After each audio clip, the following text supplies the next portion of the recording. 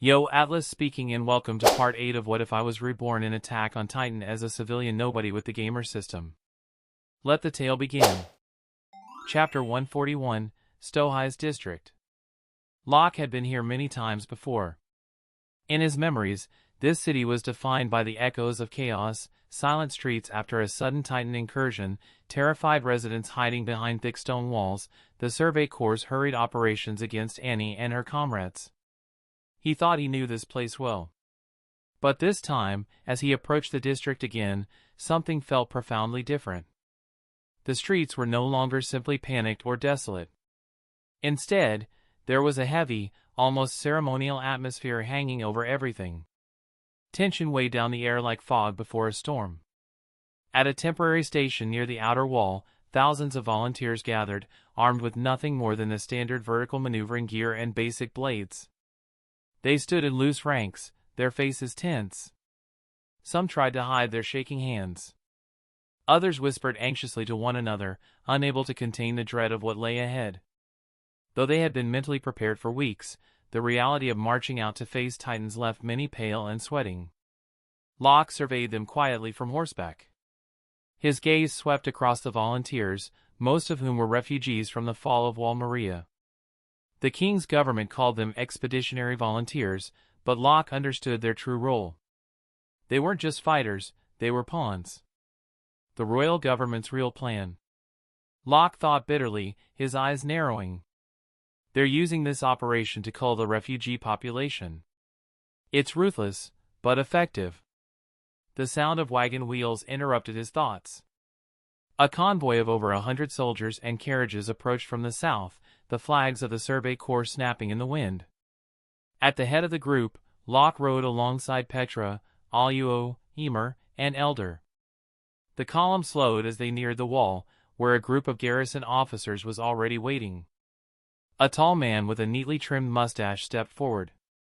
His crisp uniform and steady bearing gave away his rank even before Elder quietly leaned toward Locke and said, "That's Captain Job Mori of the Garrison Regiment. He's been in charge of Stohis since the last Titan incident." Locke nodded, understanding. He dismounted with practiced ease. "Captain Mori," he greeted evenly, extending a gloved hand. "We've kept you waiting." Mori returned the handshake with visible respect. "Captain Locke. It's an honor. We've heard much about you." His smile was polite, but there was an unmistakable flicker of awe in his eyes. At 35, Mori had achieved considerable success. He commanded the garrison forces responsible for maintaining and defending a critical stretch of wall. But the young man standing before him was barely 20, and already entrusted with operational command, direct royal backing, and recruitment power unmatched since the days of Kenny Ackerman.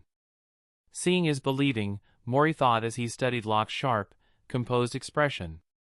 He's even younger than they said, but the presence is real. No wonder the king's court favors him. Locke inclined his head slightly at the compliment but didn't dwell on pleasantries.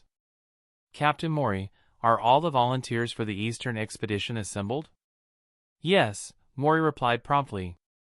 "This is the Western contingent. Another large group is stationed in the open fields to the east. Altogether, 53,000 volunteers have been mustered and are ready for deployment." Locke's brows lifted slightly. 53,000. He repeated under his breath. The scale was staggering. According to Irwin's plan, nearly 20% of the population inside the walls would be mobilized in this operation. The majority were displaced civilians from Wall Maria, people whose continued presence had strained the economy and ecology of Walrose for months. Hunting grounds had been stripped bare, forests destroyed for farmland, and traditional livelihoods erased. Tensions between refugees and native residents had escalated to dangerous levels. War was the easiest way to redirect that anger outward. As Locke considered this grim calculus, Mori continued, "Each volunteer has been issued basic maneuver gear. Your unit will lead this front, with Commander Irwin leading the eastern flank." Elder stepped forward. "And the other two fronts? What's their situation?" The entire group turned their attention to Mori. His expression grew more solemn. Those forces are even larger than ours, he said slowly. But they lack formal leadership. Their mission is primarily to draw Titan's attention away from your columns, to buy time. Emer snorted softly. So they're being sent to die. The air froze. No one spoke. No one disagreed. Locke broke the tension with a firm nod. Understood. Take us to the city gate. He had anticipated this strategy from the start. His face remained calm, almost detached, as if the fate of tens of thousands was merely one variable in a much larger equation. Mori, observing him, finally understood why this young man had risen so quickly. It wasn't just skill or strength. It was the ability to look into the abyss without flinching. The group rode toward the massive city gate. Normally, traffic in and out of Stohis was handled by a single vertical elevator system that ferried supplies and soldiers between levels. But this time was different. The colossal gates, rarely opened except in emergencies, had been fully unsealed. Thousands of soldiers, volunteers, and wagons lined the cleared boulevard, waiting for the signal to march. Along the walls, garrison troops had already eliminated nearby Titans and established lookout stations. If a Titan approached, warning bells would sound immediately. A massive boulder and several reinforced carts were positioned beside the gate, ready to be moved into place at a moment's notice. The preparations were meticulous. The garrison regiment had gone to great lengths to minimize the risk of a breach during deployment. Locke dismounted and walked a few paces ahead, scanning the horizon. Beyond the wall stretched the wilderness, a wide expanse of forests and plains. Out there, hundreds of Titans still roamed. This expedition would be their trial by fire. As he observed the preparations, a single thought crystallized in his mind. With morale this low, sending them out now would be suicide. If we're going to do this, we need to sharpen their edge first. He turned to Elder. Select 10 soldiers from our unit. Prepare a transport wagon. Elder blinked. Captain, what are you planning? The others echoed his confusion. The expedition was set to launch within days. What could Locke possibly be plotting now? Locke didn't keep them guessing. His eyes were cold, decisive. The current state of these volunteers is unacceptable. We need to raise their morale fast, or they'll crumble the moment they see a Titan. We're going to capture a pure Titan and bring it back here. Let them train against the real thing. A murmur ran through the officers. Emer's eyes gleamed with interest. Alyo grinned nervously. You're serious? You want to drag a Titan into the camp? Locke's tone left no room for doubt. Yes. They need to face reality before we march. If they can't stand their ground against one restrained Titan, they won't survive outside those walls. The logic was brutal, but unassailable. Elder straightened. Understood, Captain. I'll make the preparations immediately. Locke turned back to the open gate. The wind carried the faint scent of the wild, fresh earth, distant trees, and something heavier beneath it. He had fought Titans for years now, but each encounter still carried a primal weight. Now, he would make these recruits face that weight head-on. For the sake of humanity's future, fear alone would no longer be enough. Chapter 142, the massive city gate creaked as it rose, the chains straining against the weight of the ancient wood and iron.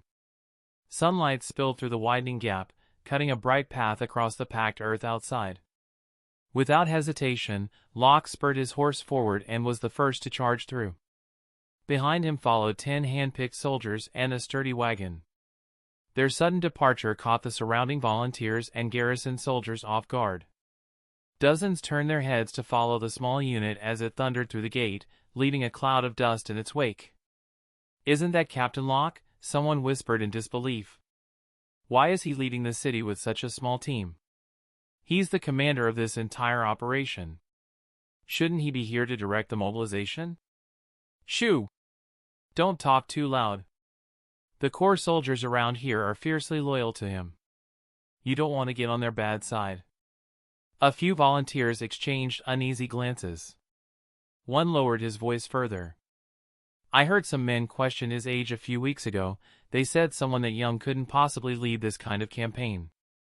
He didn't need to lift a finger. His own soldiers beat the guy so badly he couldn't get out of bed for days. So this little excursion of his. Another muttered. He might not be coming back. The rumors rippled through the crowd, but none of them noticed the figures standing quietly among them.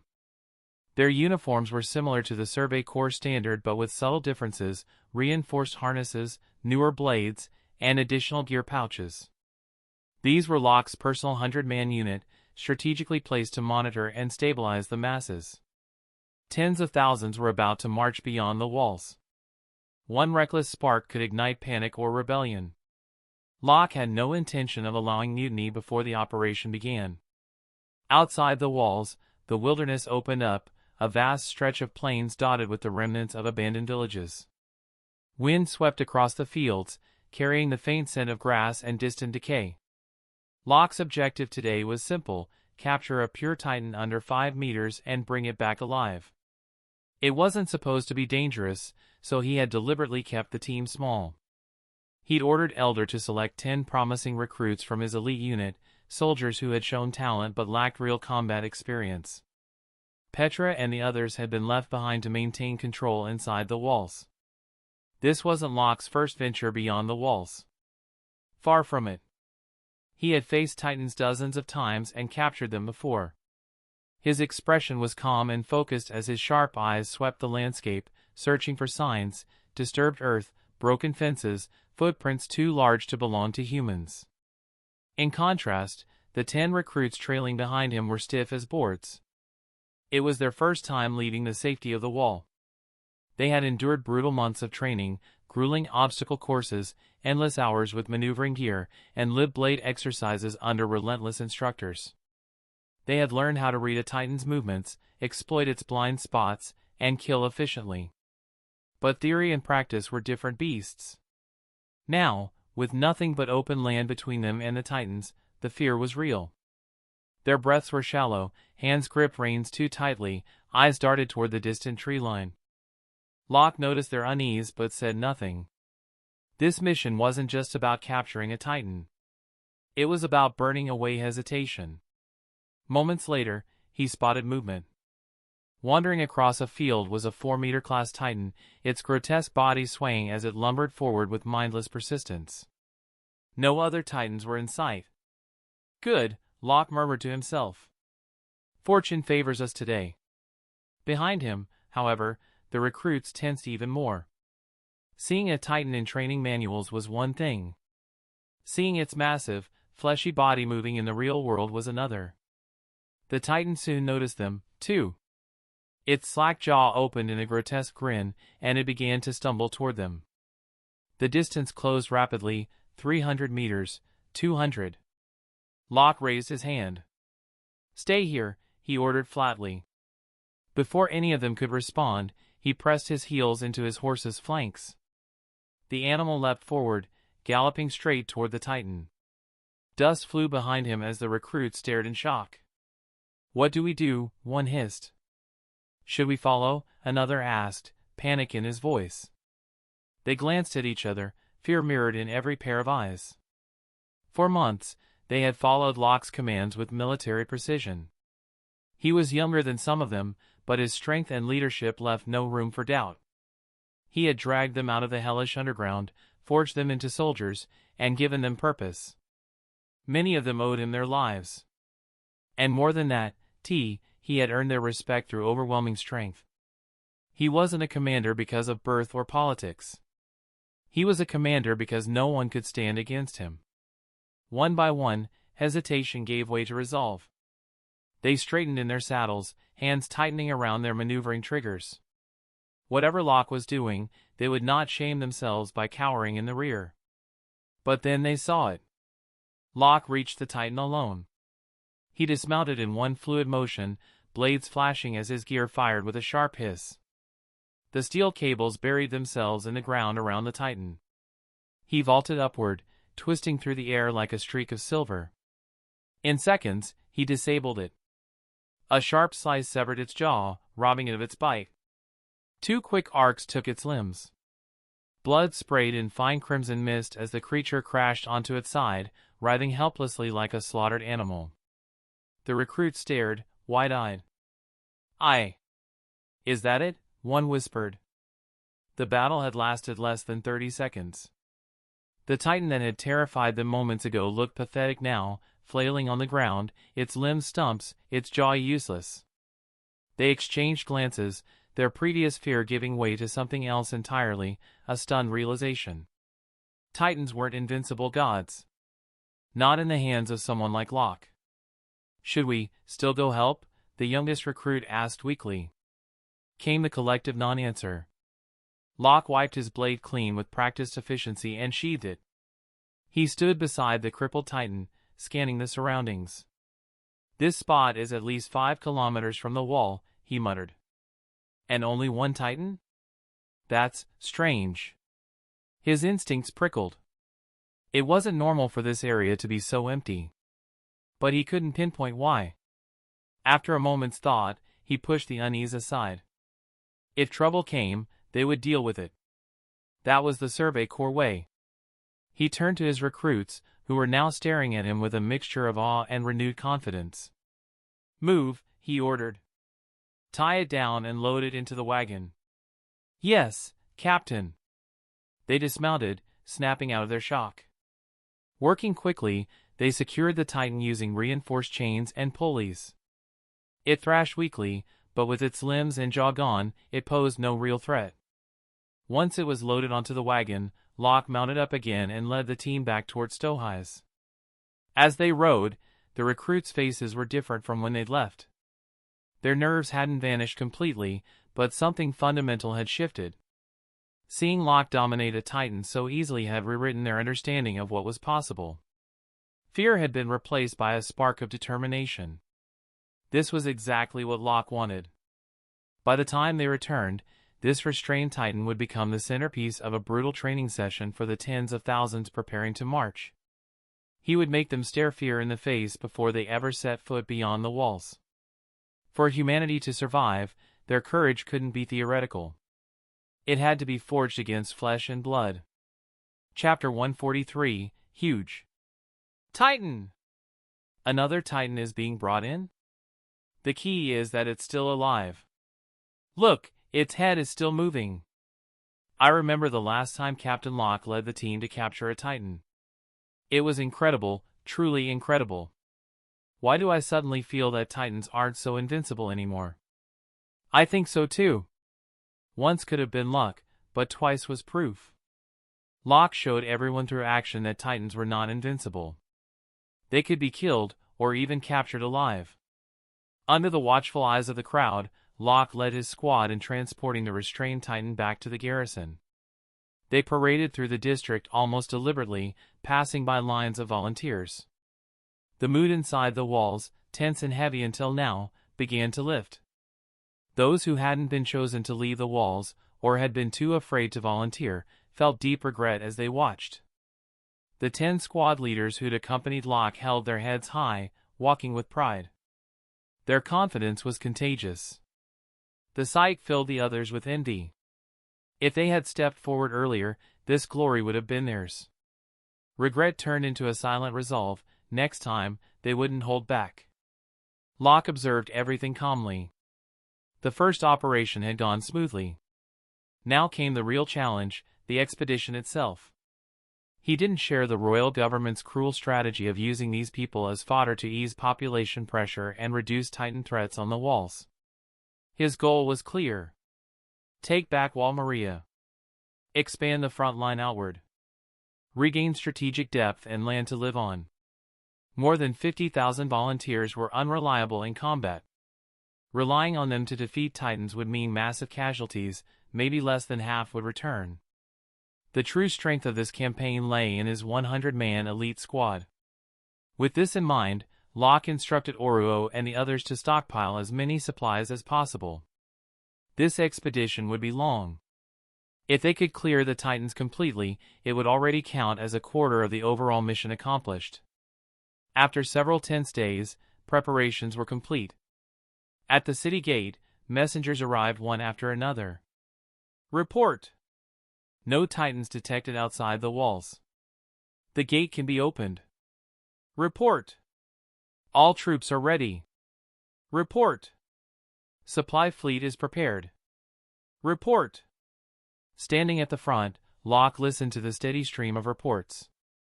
Behind him, soldiers and civilians from Stohis district watched in silence.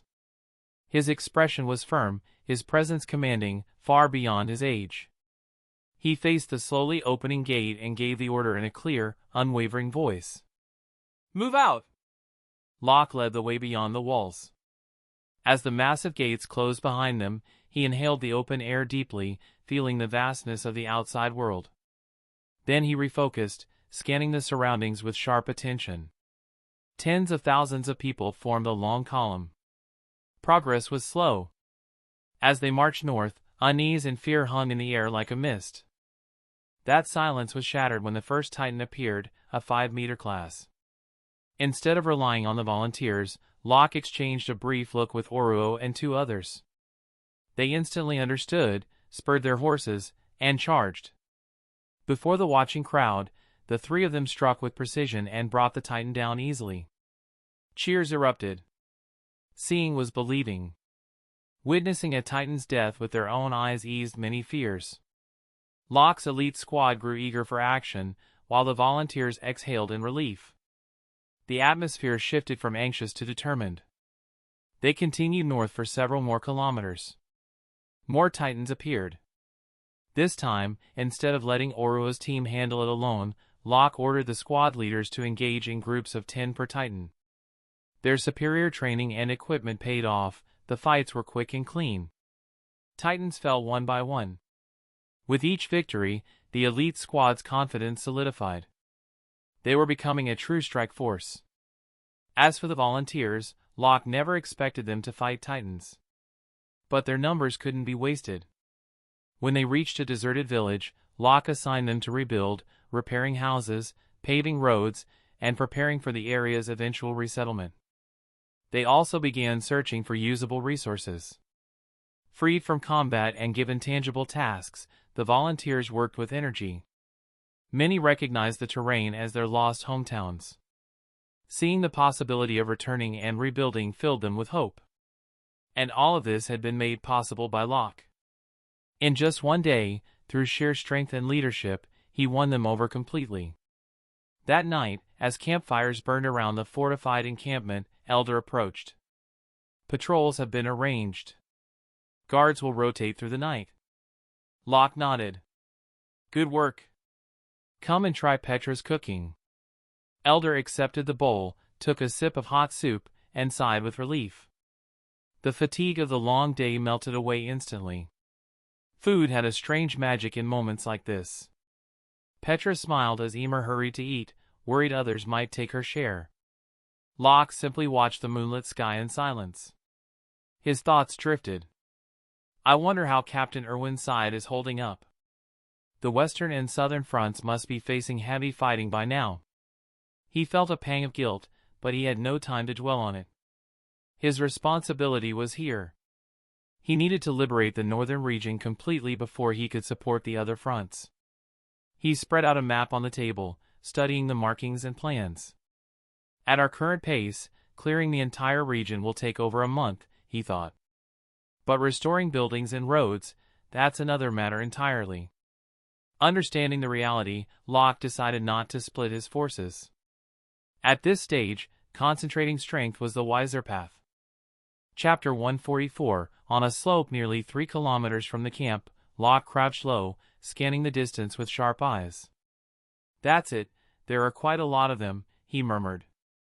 With his exceptional night vision, Locke spotted dozens of Titans gathered in the darkness. His thoughts moved quickly. Is it because of the nearby village? Or, has Marley already started taking action? He shook his head. No. Even if Marley moved, they'd be advancing from Shigenshina in the south, not here. After eliminating the more likely possibilities, he concluded it was probably just a natural congregation of pure Titans. Captain, how should we deal with these Titans? Should we move in now?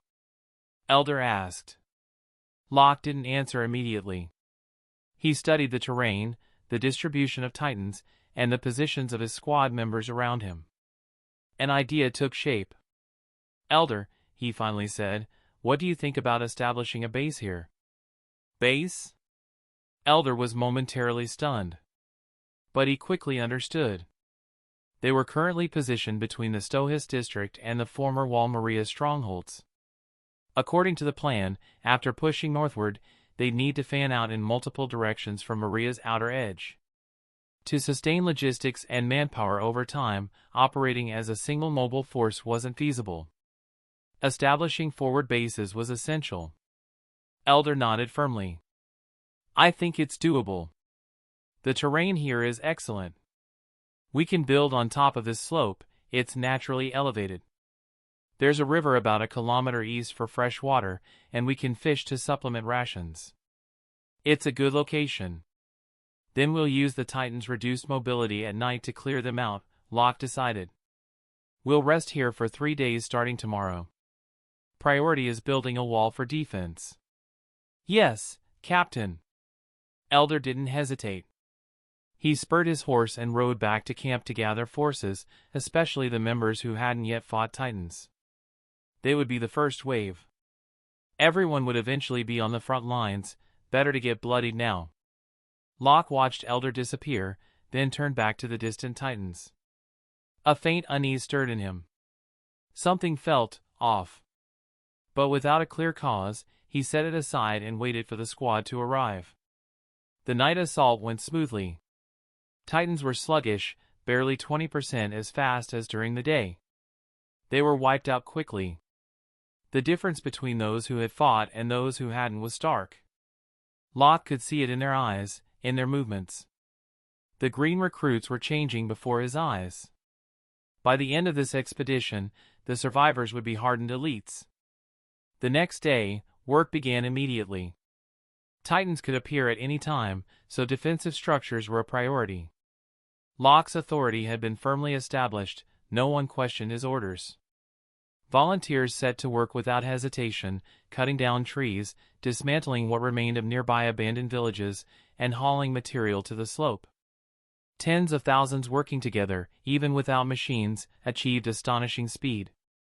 Within a few days, a wooden wall nearly 20 meters high enclosed the slope completely. Inside, construction of barracks and storage buildings began in earnest. Supply convoys led by Oro arrived soon after, bringing much-needed resources. Everyone breathed easier. On expeditions, nothing was more terrifying than supply shortages, but so far, that nightmare hadn't come to pass. Strangely, Titans continued wandering into the area over the following days, heading toward the previous gathering point. Scouts searched the ground thoroughly but found nothing unusual. In the end, they chalked it up to terrain and chance. Pure Titans lacked consciousness. Without coordination, their movements were random. And Marley wasn't in a position to launch targeted strikes this quickly. So Locke treated the phenomenon as an opportunity, a constant source of live training.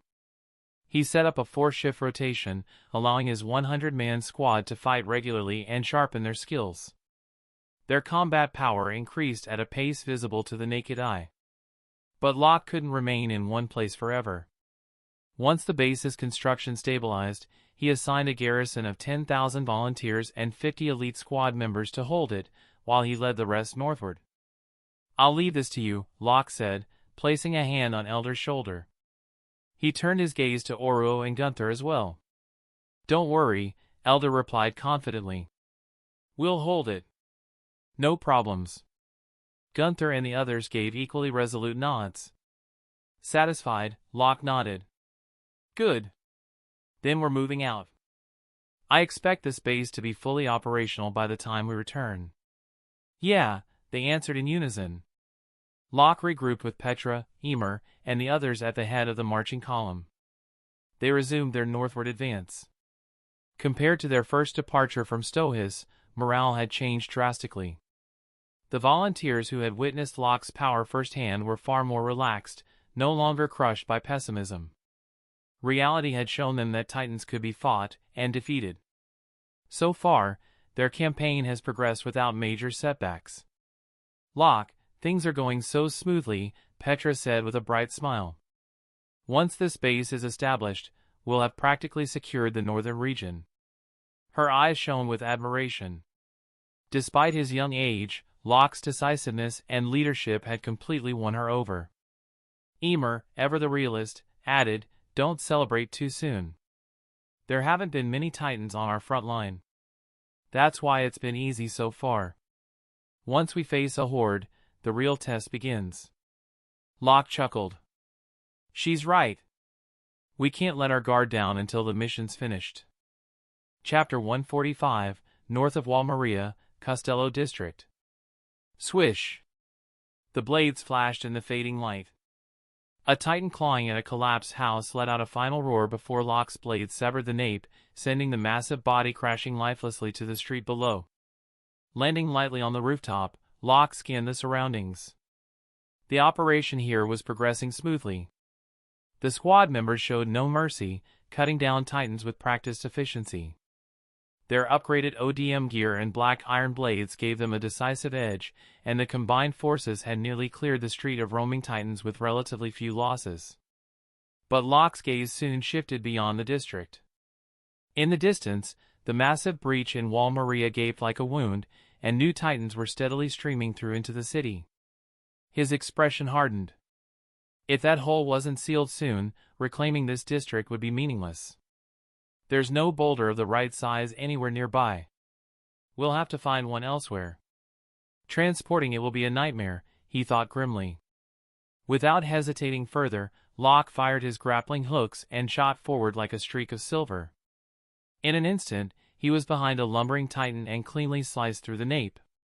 The ease and precision of the kill made several nearby soldiers freeze mid-motion, staring in disbelief. Especially the Survey Corps soldiers equipped with the same gear, they knew better than anyone how difficult it was to achieve Locke's level of speed and accuracy. What he was doing went beyond human. But Locke ignored their astonishment. His focus remained entirely on the battlefield.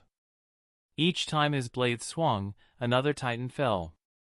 His movements were relentless, almost inhuman, like a Shura drenched in blood, cutting through the enemy lines alone.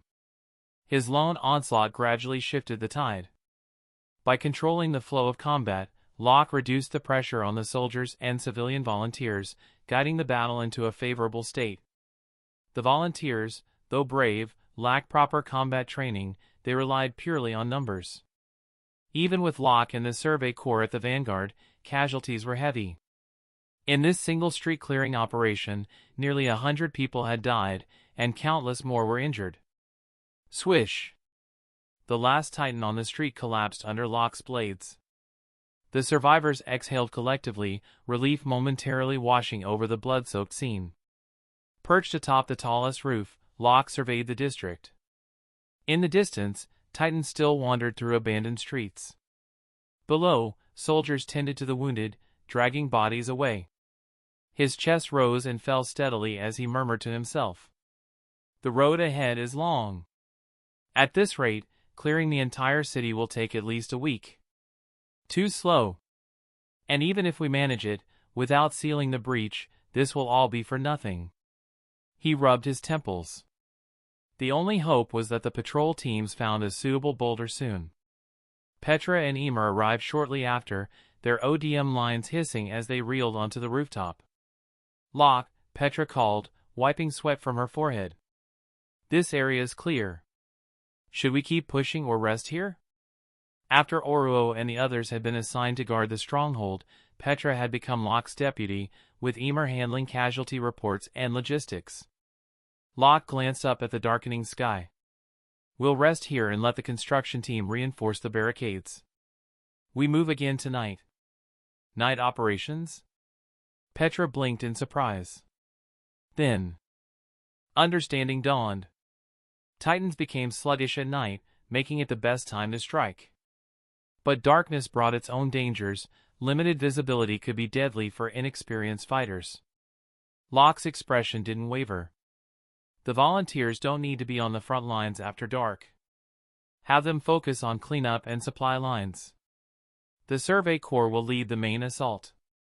We train for night operations for months. This is exactly why." Emer stepped forward to report. No fatalities in the Corps, but 5 soldiers are injured and out for the next few days. Volunteers suffered 375 casualties, not critical, but substantial. Compared to the total number of fighters, the casualty ratio among the volunteers was still high. Emer's face was tight. She'd trained alongside many of them over the past few months, and the losses stung. Locke didn't dwell on it. Death was inevitable in battles against Titans. A single mistake could mean being crushed, bitten, or torn apart. 5 injured soldiers were, in truth, an acceptable outcome. Have the injured moved to the rear for treatment. Everyone else follows me tonight. We clear this district in 2 days, no exceptions. His voice was calm but carried undeniable authority. For a moment, Petra and Emer exchanged a glance. Something was commanding about Locke now, something that made defiance unthinkable. Both straightened unconsciously. "Yes, Captain," they answered in unison. Locke chuckled lightly. "When did you two start sounding so formal? You don't need to act like strangers." Their expressions softened. "Not the same, really?" Petra murmured, touched despite the fatigue. That night, under Locke's leadership, the Survey Corps launched their night assault. Moving like shadows between rooftops, they targeted isolated Titans first, then collapsed the larger groups from the flanks. Locke personally handled the most dangerous Titans, giving the team clean opportunities to finish off stragglers. The strategy paid off. Casualties were minimal, and morale rose with every successful engagement. By dawn, 2 more blocks were clear. The following day, after a brief rest, the entire force advanced again at noon. The remaining Titans within the city were systematically annihilated. Locke even captured 2 weaker Titans alive for future training purposes, a calculated risk that paid off. But their greatest challenge soon loomed ahead. The gaping breach in Wall Maria still yawned wide. Titans could re-enter at any moment. Fortunately, the patrol team returned with promising news. They had located a massive boulder sturdy enough to plug the breach, but transporting it would take 3 days. 3 long, dangerous days during which Locke's forces would need to defend the city against fresh Titan incursions. Meanwhile, updates from the other fronts arrived via messengers. The Eastern Front, led by Erwin, had reached their assigned section of the wall and were clearing Titans efficiently. Their progress was steady, as expected from Erwin's meticulous command. The Western and Southern fronts, however, were another matter. These sectors, not under Survey Corps control, were facing severe resistance. The Southern War Zone, with the highest Titan concentration, had suffered devastating losses. Nearly half their forces were gone. With Southern and Western operations delayed, Titans from those directions were likely to spill toward Locke's and Erwin's sectors, increasing pressure on their lines. Locke stood at the top of the partially fortified wall section, the wind tugging at his blood-stained cape. His eyes narrowed on the distant plains, where faint shapes lumbered closer in the dusk. 3 days, he thought. We hold for 3 days. No matter what. The soldiers below bustled to reinforce the barricades, their movements quick but tense. Everyone knew what was coming. Titans would not wait politely for them to finish their preparations. Locke tightened his grip on the hilt of his blades. The real test hadn't even begun yet. Chapter 146. As time passed, without interference from Marley, the pure Titans alone proved no match for Locke's relentless advance. Once the interior of Costello district was cleared, the Titans outside the wall kept rushing toward the breach, but each one was cut down before it could enter. Day after day, the defensive line held. And then, at last, the long-awaited moment arrived. The massive boulder, large enough to seal the breach, was finally transported into the district. For everyone gathered on the walls and in the streets, it marked a turning point. Finally. It's going to be blocked. That hole's been an eyesore since the operation began. Once it's sealed, Costello district will truly be liberated. I never thought we'd live to see this. We actually defeated the Titans. It's unbelievable. Yeah, the march here was brutal. We fought for our lives every step of the way, but reclaiming our home, taking back what we lost, it's the best feeling I've ever had. All of this is thanks to Captain Locke. That's right. Without Captain Locke, none of this would have been possible. Captain Locke is incredible. Long live Captain Locke. The cheers rippled through the ranks of soldiers and volunteers, rising like a tide. A few figures in the volunteer corps uniforms subtly moved through the crowd, skillfully guiding the conversations to keep the praise flowing in Locke's direction. Everything was unfolding in his favor, like a fishing reel pulling the catch closer. Meanwhile, Locke stood on top of the city wall, his cape fluttering in the wind. His gaze was fixed on the distant horizon where the boulder approached, pulled by a coordinated team of soldiers and equipment. Outside the walls, Survey Corps squads were engaged in final skirmishes, intercepting any Titans that dared draw near. His expression was calm, but in his eyes burned a focused intensity. As soon as that breach was sealed, the district would be secured. The recovery of the Costello district carried enormous weight. It would become a fortified bridgehead in the north, a frontline defense against future Titan incursions. But beyond strategy, the psychological impact was just as significant. The victory would restore the people's faith. It would ease tensions within the walls, giving refugees space to live and rebuild. And for Locke himself, this was an opportunity to solidify his reputation.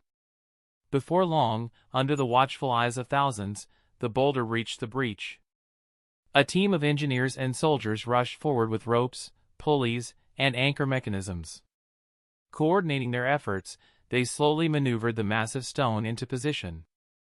The crowd collectively held its breath. Then, with a deep, grinding sound, the boulder slid firmly into place, sealing the gap that Titans had poured through for years. Cheers erupted from the walls and streets alike. "Locke, we did it!" Petra cried, her face lit up with joy. Around them, soldiers, volunteers, and civilians began to shout and embrace one another. For the first time in a long while, they saw tangible hope. Humanity had not only survived, they had won. The liberation of the Costello district was no longer a dream. And this would not be their last victory. From here on, they would continue to push forward, reclaiming more land, more freedom. Locke watched the celebrations quietly, his eyes drifting toward the horizon. "Once this is finished," he murmured, "it's almost time to move on." A part of him yearned to see the world beyond Parody Island, to learn how the world had developed beyond the sea. But he knew reality would not allow that. Not yet. Only when Parody was secure and strong could he venture beyond the walls openly, to meet the outside world on equal footing. Falling behind invites destruction. Weakness is original sin. Compared to the global powers beyond the island, Parody remained fragile. The only reason Marley and the other nations had not invaded outright was the deterrent of the founding Titan. Without it, this island could have already become a colony of foreign powers. The thought made Locke uneasy. His responsibilities stretched far beyond this single district. There was so much to change, so much to prepare, and all of it required one irreplaceable resource: time. Sensing his mood, Petra hesitated briefly before stepping closer. She reached out and gently took his hand. "Locke, don't shoulder everything alone. You have us. Emer and I will help you." Emer, standing nearby with her arms crossed, snorted. "Don't get the wrong idea. I'm just helping to save my own skin, not because I like you or anything." She avoided Locke's gaze, her cheeks faintly flushed. Locke, still focused on the distant horizon, didn't look at them but replied softly, "Thank you." Petra smiled warmly. Emer rolled her eyes but didn't pull away. For a moment, a quiet understanding passed between them. The boulder was secured without incident, and the city erupted into celebration. Locke didn't dampen their spirits, he announced a banquet to commemorate the victory. Many of the buildings in the district had remained untouched, stocked with supplies abandoned during the fall. These resources now became provisions for the soldiers and volunteers who had reclaimed the city. No one objected. They had earned it. After all, this was their land, stolen by Titans, now taken back through blood and courage. But triumph never lingered for long. By noon the next day, the army was on the move again. The remaining stray Titans in the northern outskirts were swiftly hunted down, completing the district's liberation. From there, Locke's forces linked up with Irwin's eastern front and began marching south to face the most difficult recapture battle yet. This time, the soldiers were different. With experience under their belts, both corps members and volunteers moved with more confidence and coordination. Their fear of Titans, once overwhelming, had tempered into grim determination. Their formations held. Their strikes were cleaner. Casualties dropped dramatically. Locke's remarkable achievements spread swiftly to Walrose through messengers. It wasn't long before the news reached the royal government. As the de facto ruler within the walls, Rod Rice received the report. They actually succeeded? Rod muttered, visibly shocked. Moments later, a rare smile crossed his face. Not bad. You didn't disappoint me, or the resources we invested. The successful reclamation of the Costello district was an unexpected boon for the royal government. For Rod, it meant restored territory, increased morale among the populace, and strengthened defenses. But beyond practical benefits, it challenged a long-standing belief. For years, the royal family and much of the military had lived in awe and fear of the Titan's power. Few had imagined that humanity, without divine intervention, could seize land back by force. Locke's success had shaken that foundation. Meanwhile, within the walls, the citizens didn't analyze the political ramifications. They simply celebrated. Joy spread through villages and barracks alike. For the first time in decades, humanity had struck a decisive blow. And this was only the beginning. Chapter 147. Another month passed, and the new year quietly approached. Inside a small tent, Locke, Petra, and Emer sat opposite one another around a crackling fire. A pot simmered over the flames, its warmth filling the space. Despite the howling winds outside, the atmosphere within was calm and soft, something rare on the front lines. This year, it's just the three of us celebrating together, Locke sighed. He clearly remembered that this time last year, he'd celebrated with Uncle Hannes and Aaron's family. The house had been lively with laughter and food. Now, the silence made the contrast sharp. Petra gave a small smile. I didn't expect it either. I didn't think I'd live this long. When she had joined the Survey Corps, Petra had already accepted that her life could end at any moment. Venturing beyond the walls meant gambling with death every time. Even the best-trained soldiers could fall at any time. The last month alone had cost the lives of more than a dozen soldiers, nearly a fifth of their already small strike force. And that was without facing overwhelming hordes. Every abnormal Titan they'd encountered had been cut down by Locke before it could cause disaster. Without him acting as their spearhead, casualties would have been at least double. Sensing the mix of relief and melancholy in Petra's voice, Locke spoke firmly. Don't worry. As long as I'm here, both of you will be fine. I don't need your protection. I'm strong, Emer shot back defensively. Petra burst into laughter. Emer is the best, after all. Why, you don't need to say it. Emer muttered, cheeks tinged pink. Emer, you're blushing, Locke teased with a rare smirk. Emer's expression stiffened. What do you care? Locke. Petra. Pfft. In this small, warm moment at the end of the year 846, the initial phase of the Wall Maria recapture plan had been completed. The next afternoon, Locke stood before a gathering army. Troops stretched across the plain like a steel tide, their banners flapping in the cold wind. His eyes were fixed on the distant horizon. The most difficult stage of the campaign was about to begin, Shigenshina district. Shigenshina had been the first district to fall, breached deliberately by Reiner and his allies. Over the years, Titans had swarmed there in staggering numbers. What awaited them wasn't a skirmish but a siege. Densely packed Titans filled the ruins, making it the most dangerous battlefield of all. Without weapons of mass destruction, even Locke, Levi, and Mikasa could not clear it alone. Heavy casualties were inevitable. In Erwin's command tent, the air was heavy with strategy. "Your soldiers are impressive," Erwin said, glancing at the maps spread before them. "They can already be called an elite force." Locke shook his head. "Not yet. They rely too much on their equipment. They still can't compare to the elite of the Survey Corps." "You're too modest," Erwin replied, though there was a hint of respect in his tone. Then he changed the subject. "They seem to support you strongly." Locke shrugged. "Obeying superiors is the bare minimum for a soldier." He didn't linger on the topic. "Captain, what's the current situation in the southern war zone?" Erwin inhaled slowly, the weight of the answer visible in his eyes. "It's grim. The Southern Expeditionary Force started with 100,000 soldiers.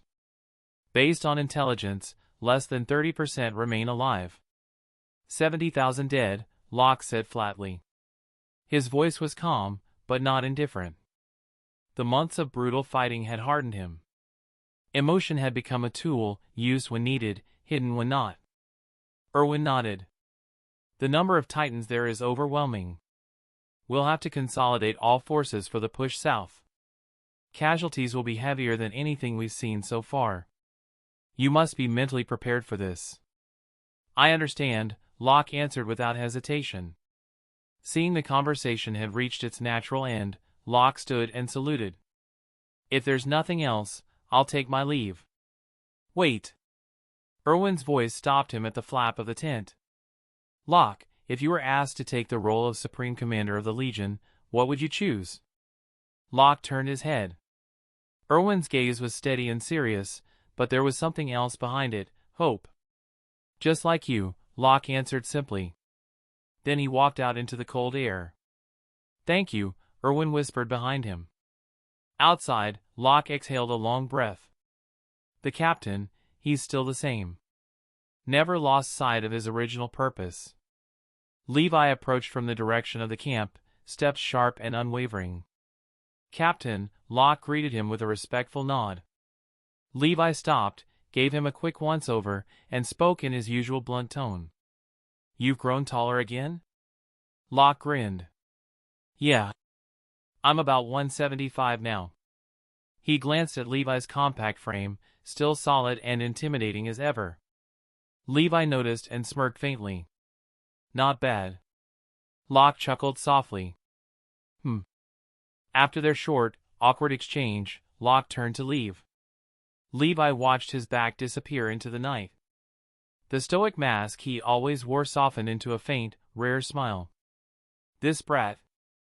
Then he entered the tent to discuss operational details with Erwin. Though Locke technically remained a squad leader within the Survey Corps, his status had shifted. He now operated with near-total independence, though he never acted unilaterally. The liberation of the southern region would only succeed through unified action. Any force acting alone would face annihilation. Locke understood this clearly. He would not let ego endanger the mission. After a single night of rest, Locke's forces merged with Erwin's and began their push toward the southern territories.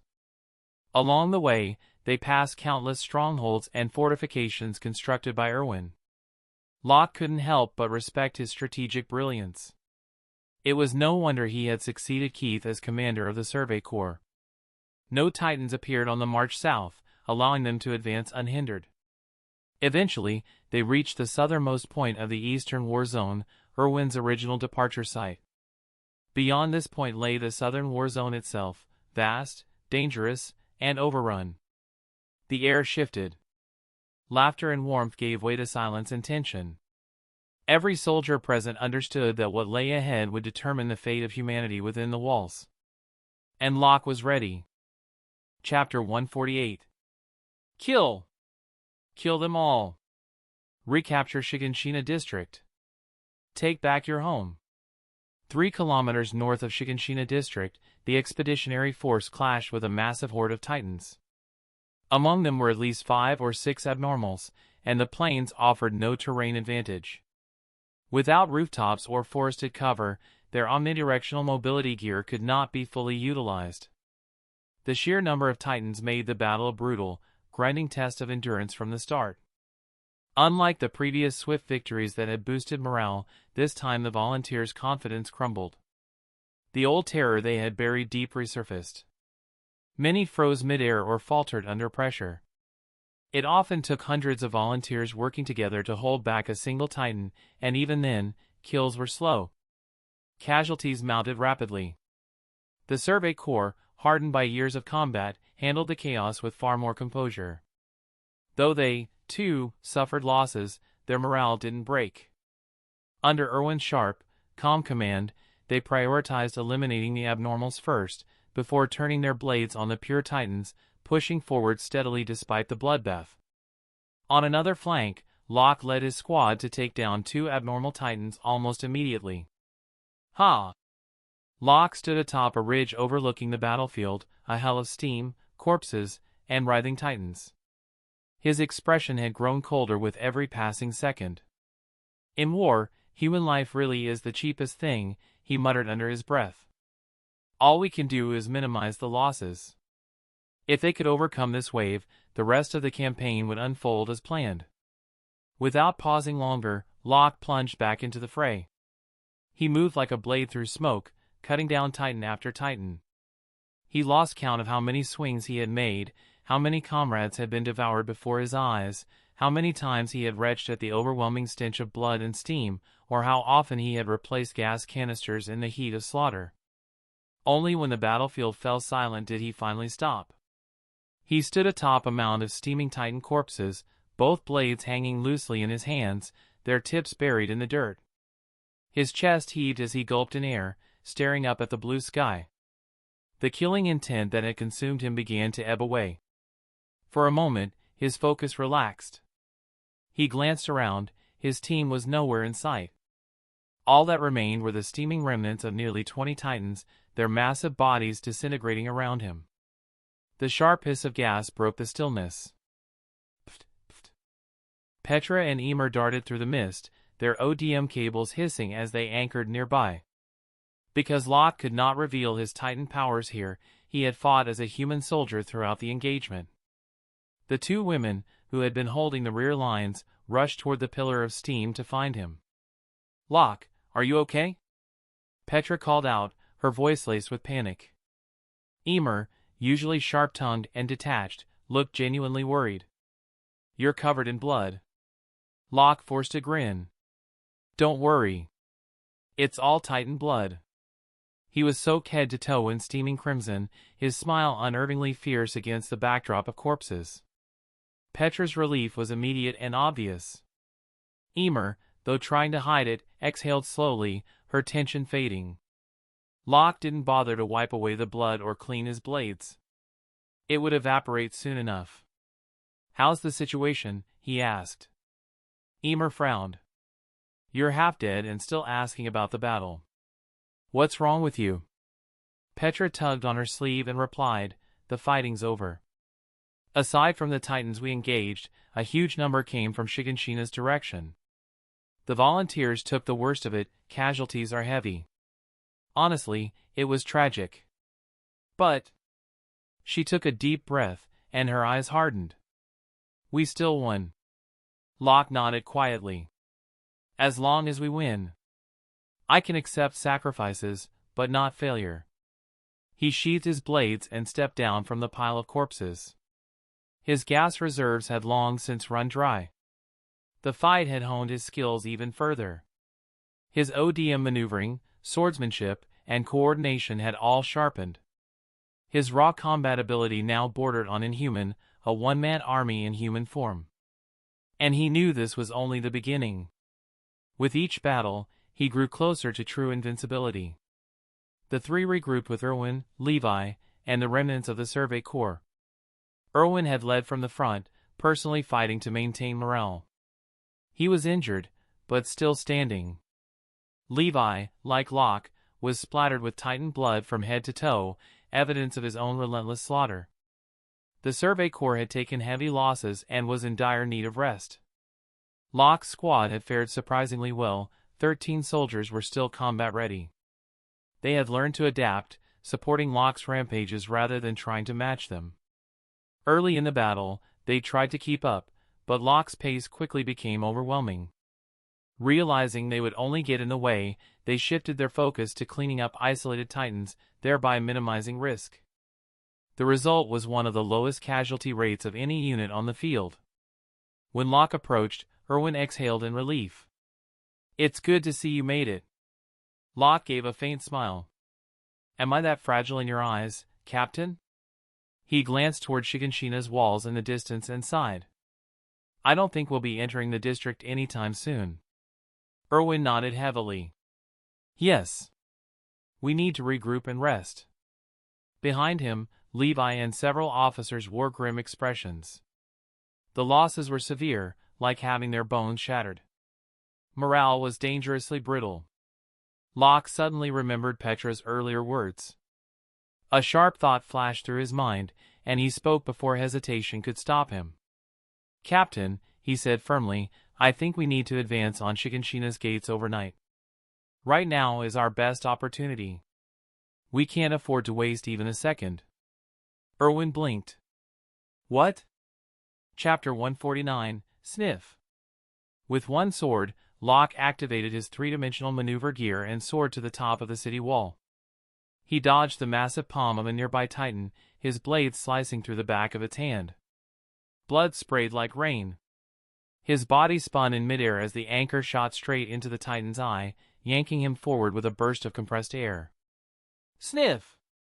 Another clean slash, and the 11-meter Titan before him collapsed backward, steam billowing as its body began to evaporate. Without a moment's hesitation, Locke sprinted along the edge of the wall, scanning the battlefield below. His expression remained composed, but a crisp system notification echoed in his mind. Ding! The host faces danger head-on, leads by example, marches through the night, and fights bravely. Willpower +1. Ignoring the voice, Locke pressed the trigger, disengaging the anchor. The burst of gas propelled him forward like a cannonball toward the city gate. This was the entrance between the Shigenshina district and Wall Maria, the hardest-hit area by far. Among the 4 major wall gates, this section had the largest number of Titans pouring in. Its geographical position made it closer to the drop point, naturally attracting more pure Titans. And of course, Marley's Titan forces had played their part in driving the horde here. According to Locke's plan, the army had already arrived at this position and begun the crucial task of clearing out Titans at the gate.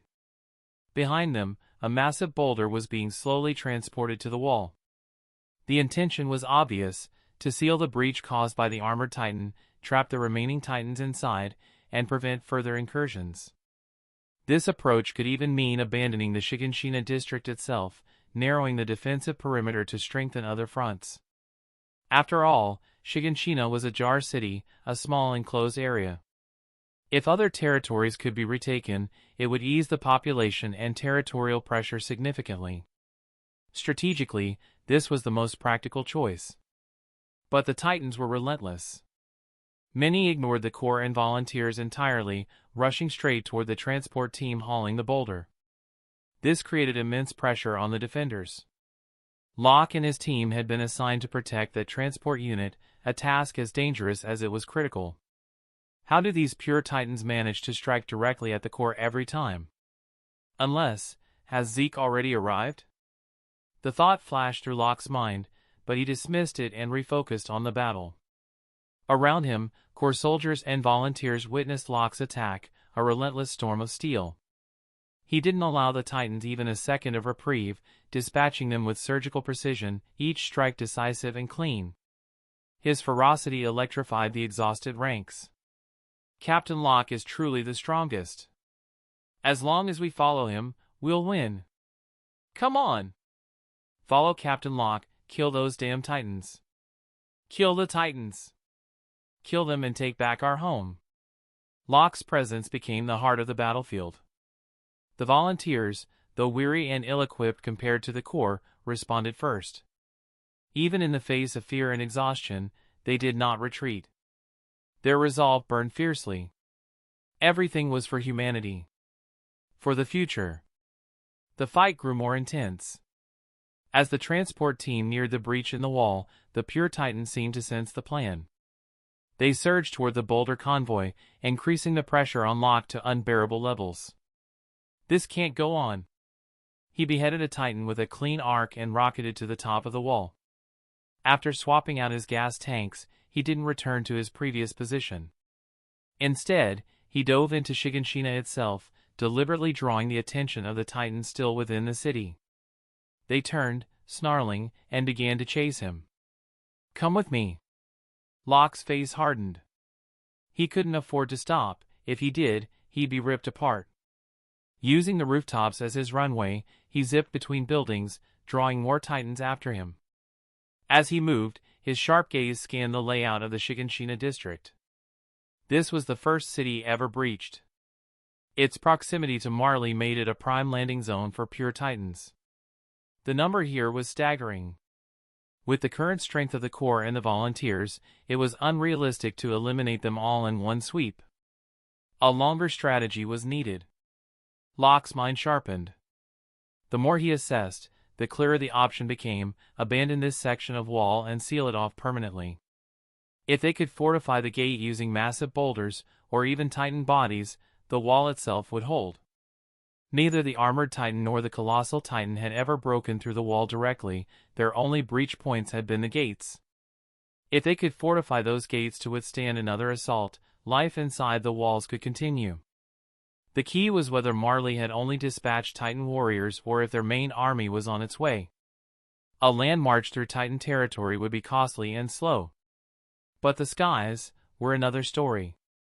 Locke knew the truth: Marley would eventually attack by airship, as history had shown. "We have to be ready for that," he thought grimly. By now, Locke had reached the central sentry tower in the heart of Shigenshina. He looked down. Waves of pure Titans crowded the streets, drawn by his maneuvering. He had accomplished his diversion perfectly.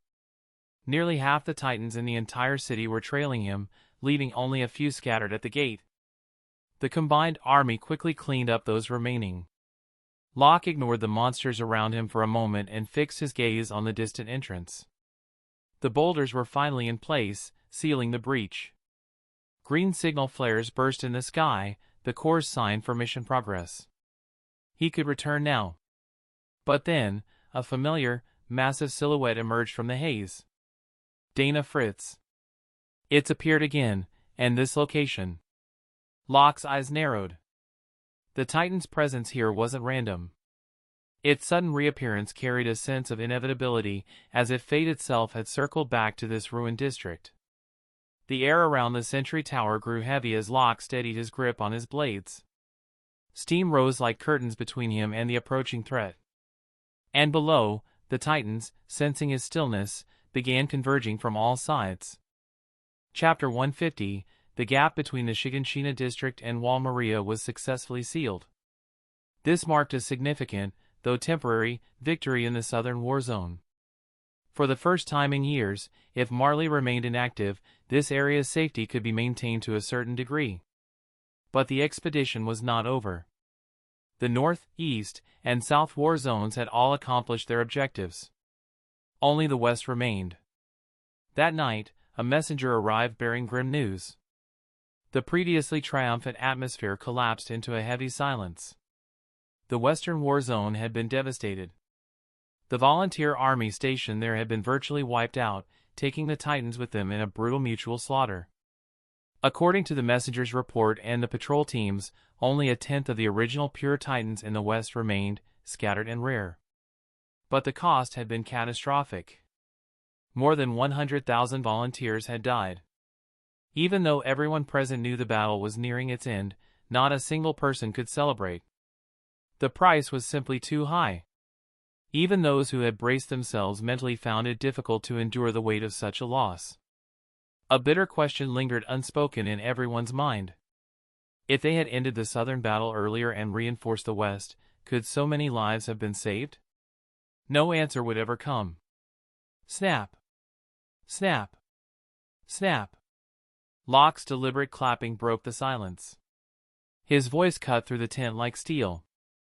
The war has developed to this point, and none of us wanted this outcome. But since it's happened, we have no choice but to face it. Hiding from reality solves nothing. His eyes swept across the assembled officers and soldiers. The situation here is largely settled. We'll leave a garrison to reinforce and fortify the walls. We can't let those who died in the west perish in vain. Before Titans can regroup in large numbers, we must move, immediately, and reclaim the lost territories in the western war zone. Locke is right. Now isn't the time for mourning. Erwin rose from his seat, looking at Locke with both gratitude and determination. Notify everyone. At first light, the main force marches west. We will reclaim the lost land and bring Wall Maria completely under our control, within 10 days. Yes, Captain. The officers saluted and left to mobilize the troops and volunteers for the next stage of the campaign. Soon, only Locke, Erwin, Levi, and a few senior officers remained inside the tent. Hang was absent. She had been tasked with urgent research duties elsewhere. Petra and Emer, Locke's deputies, were deeply involved in logistics and deployment and couldn't stay either. You spoke well, Erwin said, his tone carrying rare admiration. Levi gave a short nod. Even the seasoned officers were struck by Locke's composure. They were all veterans, yet when the devastating news from the west arrived, none of them had reacted with Locke's clarity and resolve. His ability to steady the room impressed them more than they cared to admit. He was not just a warrior, he was a leader. The Survey Corps had no shortage of elite fighters, but officers with strategic leadership and mental resilience were far rarer. Erwin had long stood alone in that regard. Now, Locke's presence stood beside his. Locke met their gazes calmly. His willpower and self-control were now formidable, masking his emotions had become second nature. I just reacted a bit quicker, he said modestly. I knew the captain would come to the same conclusion soon enough. Erwin shook his head slightly. Excessive modesty is a kind of pride. Then, turning to business, his tone hardened. Next, let's divide responsibilities. Captain Klaus, the commander of one of the garrison teams, you'll lead your squad to hold this area. Reinforce the walls and monitor Titan activity in Shigenshina. Yes, Captain. Klaus had no objections. His soldiers were exhausted to the point of collapse. Remaining behind to fortify defenses was a relief after the relentless marching and fighting. Gratitude flickered in his eyes as he saluted.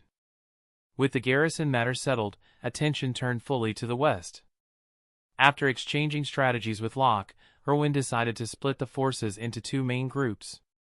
Locke would lead a mobile strike unit westward toward the stretch between Wall Maria and Walrose, clearing Titans along the way and securing supply lines. Meanwhile, Erwin would command the bulk of the corps toward Wall Maria's western breach to secure and block it completely.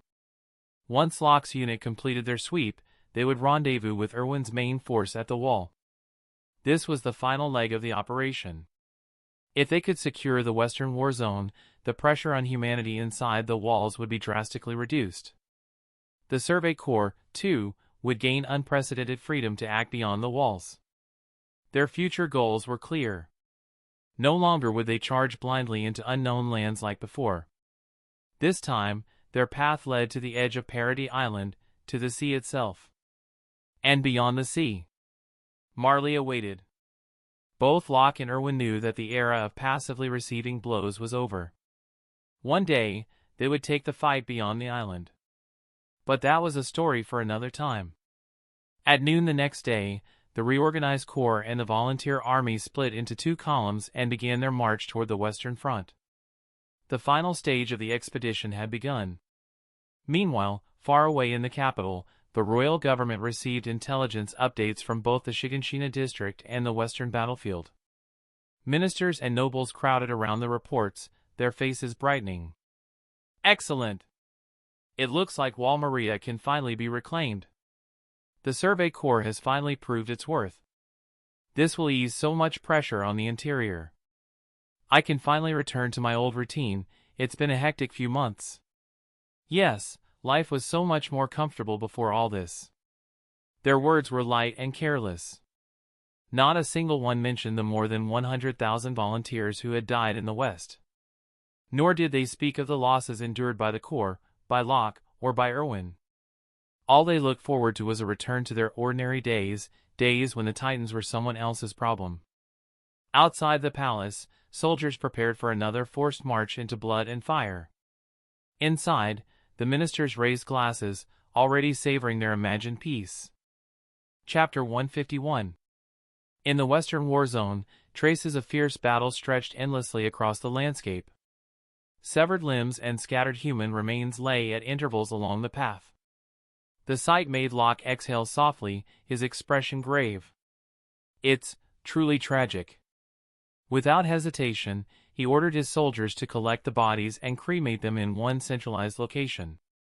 The winter chill had slowed decomposition, but once the temperature rose, these remains would quickly rot.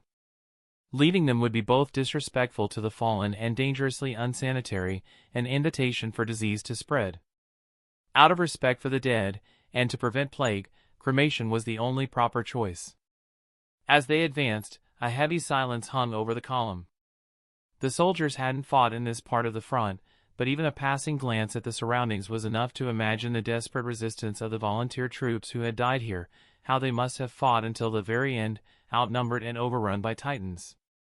That realization filled the troops with both grief and gratitude. Had it not been for Locke's leadership, their fate might have been the same. A single abnormal Titan was enough to rupture a defensive line. If a swarm of 10 or more had gathered here, it would have been nothing short of a massacre. After several short engagements along the way, Locke's unit finally reached the city of Kaluba, situated west of Walrose. The men were exhausted after a relentless forced march, but Locke had no intention of letting the entire force enter the city. Comfort softened resolve, and he could not afford that now. The troops had maintained the spirit of soldiers prepared to die. Their grim march through fields of death had only hardened that resolve. If they were allowed to relax inside the city walls now, that spirit would inevitably fade.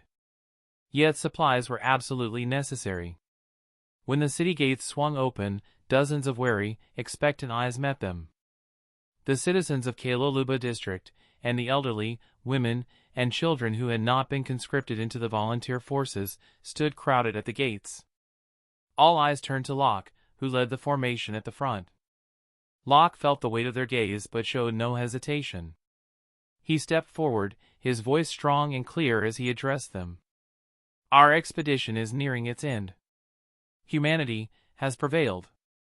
His eyes swept over the crowd. His posture was commanding, his tone resolute. "We won. Humanity has won this war. Endure just a little longer, soon, we will return to our homes." For a moment, the city gate was silent, as if no one dared to believe it. Then, like a dam breaking, voices rose in waves. "Win? Win? Humanity has won. We defeated the Titans. We can go home, finally, we can go home. No more humiliation. I want to go back. I want to go home. This is amazing. Humanity has reclaimed our land. My son joined the volunteers. I hope he comes back soon." Locke didn't linger to bask in their cheers. He turned and marched toward the military camp being set up outside the city. If his soldiers were forbidden from entering, he would lead by example. Back in his tent, Locke exhaled quietly, a faint trace of frustration in his voice. Is it because the crowd was too small, or because my approach was wrong? Why hasn't my prestige increased? From the side came Emer's dry mutter. "You just love putting on a show." "Enough, you too. Eat something." Petra interrupted with a smile. Her gaze lingered on Locke, her admiration unconcealed. Petra had joined the Survey Corps as a woman in a harsh, unforgiving world. Her respect was reserved for strength, and Locke embodied it. Emer noticed and curled her lip in mock annoyance. The hours slipped by quickly. After resupplying and establishing their encampment at the city gate, the unit rested for half a day. Then Locke once again led them onward. Since their arrival, the gates of Kaluba had remained open. Refugees and townspeople gathered daily to watch Locke's column, the soldiers who had achieved what once seemed impossible. Their eyes were filled with gratitude and awe. Locke's reputation spread rapidly. His soldiers, full of pride, eagerly told his stories to anyone who would listen. There was no flattery in their voices, only genuine respect. Locke was fully aware of it. As their commander, he saw no reason to stifle such honest admiration. Instead, he quietly ordered extra portions of food for the troops, a small gesture of acknowledgement. Some received a coveted extra chicken leg, to their great delight. In the following days, the march proceeded without major obstacles. Along the way, they found and absorbed small scattered bands of surviving volunteer soldiers who had managed to evade Titan patrols in the Western Theater. The battlefield was vast. It was impossible for every inch of territory to be swept clean immediately. Pockets of survivors were inevitable. Locke welcomed them with open arms. As long as people lived, there was hope, and the strength of humanity grew with each rescued soldier. "Has the captain reached Western Gate City?" Locke asked the messenger who rode in, caked with mud and frost. "We arrived yesterday, sir." The city itself still holds a large number of Titans. The captain decided not to launch an assault immediately. He's established camp 3 kilometers out and plans to join forces with you before beginning the operation. Locke nodded firmly. "Good. Change horses and ride back. Tell the captain I'll arrive by noon tomorrow." "Yes, Captain." The messenger saluted smartly, then, ignoring his own fatigue, mounted a fresh horse and galloped west. Locke watched the rider's silhouette vanish into the distance. He drew a deep breath, murmuring to himself, "Let's hope nothing unexpected happens." He turned to return to his tent, but paused as Petra's gentle voice carried over. "Krista, stay with me from now on. You were sent to the frontier to work at 12 and forced into the volunteer army. That's practically a death sentence." Emer's voice, unusually soft, followed. "Krista is still a child. She shouldn't be fighting anymore." Locke frowned, looking toward the source of the voices. He saw Krista walking hand in hand with Petra and Emer toward him, their expressions protective. The sight made his brow crease slightly in confusion. Krista. He hadn't expected to see the young girl here, and the sudden shift in atmosphere pulled him momentarily out of his strategic mindset. Chapter 152, her petite figure naturally stirred a sense of protectiveness in those around her. Golden hair shone like sunlight, framing a delicate face. Her clear blue eyes and pale skin made her seem almost angelic. Krista Lenz.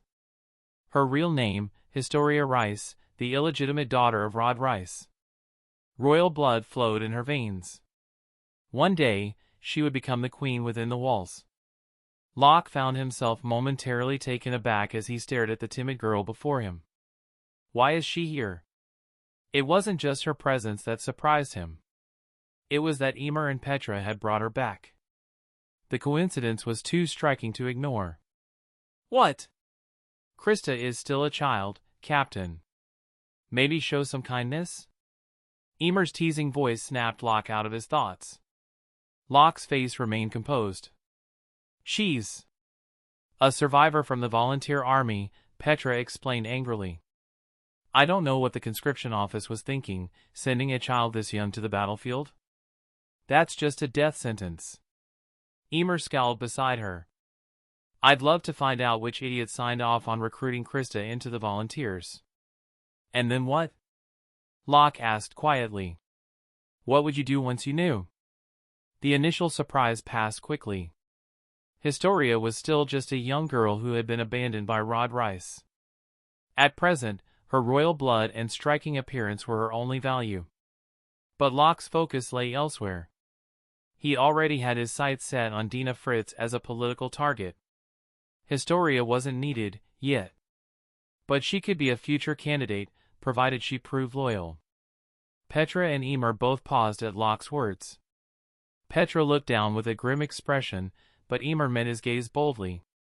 "We might not be able to do anything," she said confidently, "but you can, Captain Locke." Petra gave a small laugh. "You're still cold on the outside, warm on the inside." Locke placed a hand on Emer's shoulder.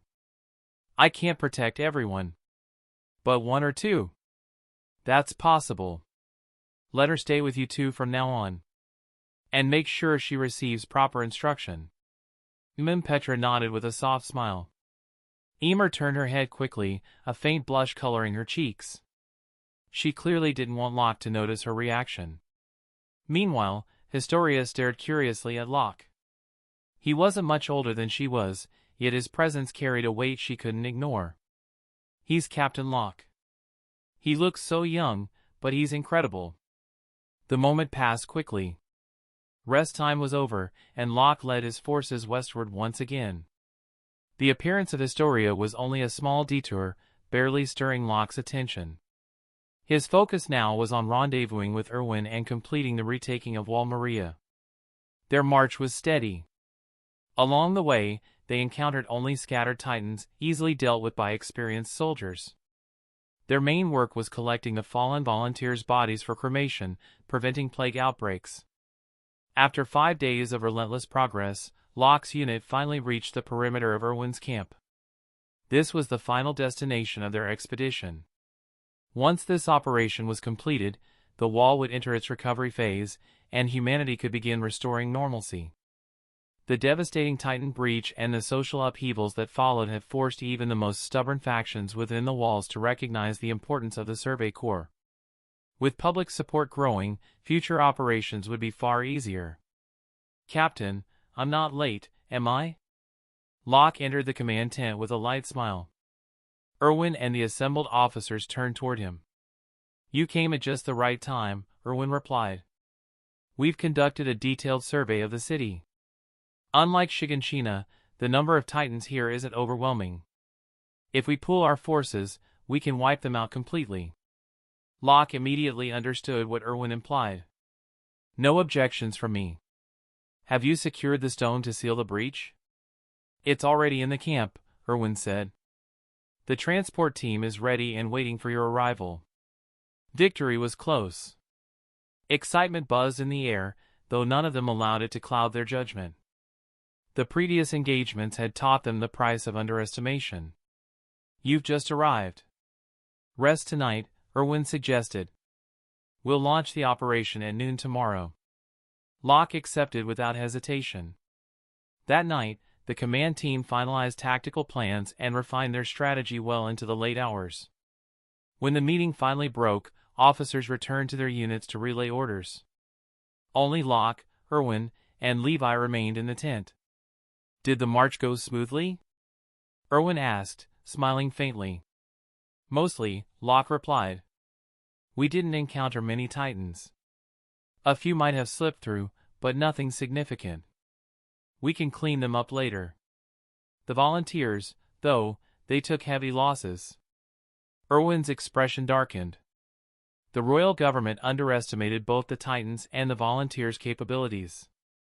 The Western theater was nearly annihilated. Less than 10% survived. Behind him, Levi stood with his usual impassive expression. But a faint glimmer of steel flashed in his eyes, proof enough that he cared more than he let on. Locke took a deep breath and looked at Erwin meaningfully. "This expedition is nearing its end. If nothing goes wrong, Wall Maria will soon be retaken. Commander, have you thought about the Corps' future direction?" Erwin leaned back slightly, thoughtful. "Future direction?" Levi glanced at Locke. "Sounds like you already have something in mind." "It's not my style to keep taking hits without striking back," Locke said evenly. "Sometimes, we have to take the initiative." "Do you have a plan?" Erwin asked. Locke shook his head. "Not yet. We know who our enemy is, but we know too little about the world beyond the walls. And as we are now, we're not strong enough to confront it." His gaze shifted between Erwin and Levi, his expression growing serious. "I don't believe they'll leave us in peace forever. The world beyond these walls is vast. Don't you want to see it with your own eyes?" "Of course I do," Erwin murmured.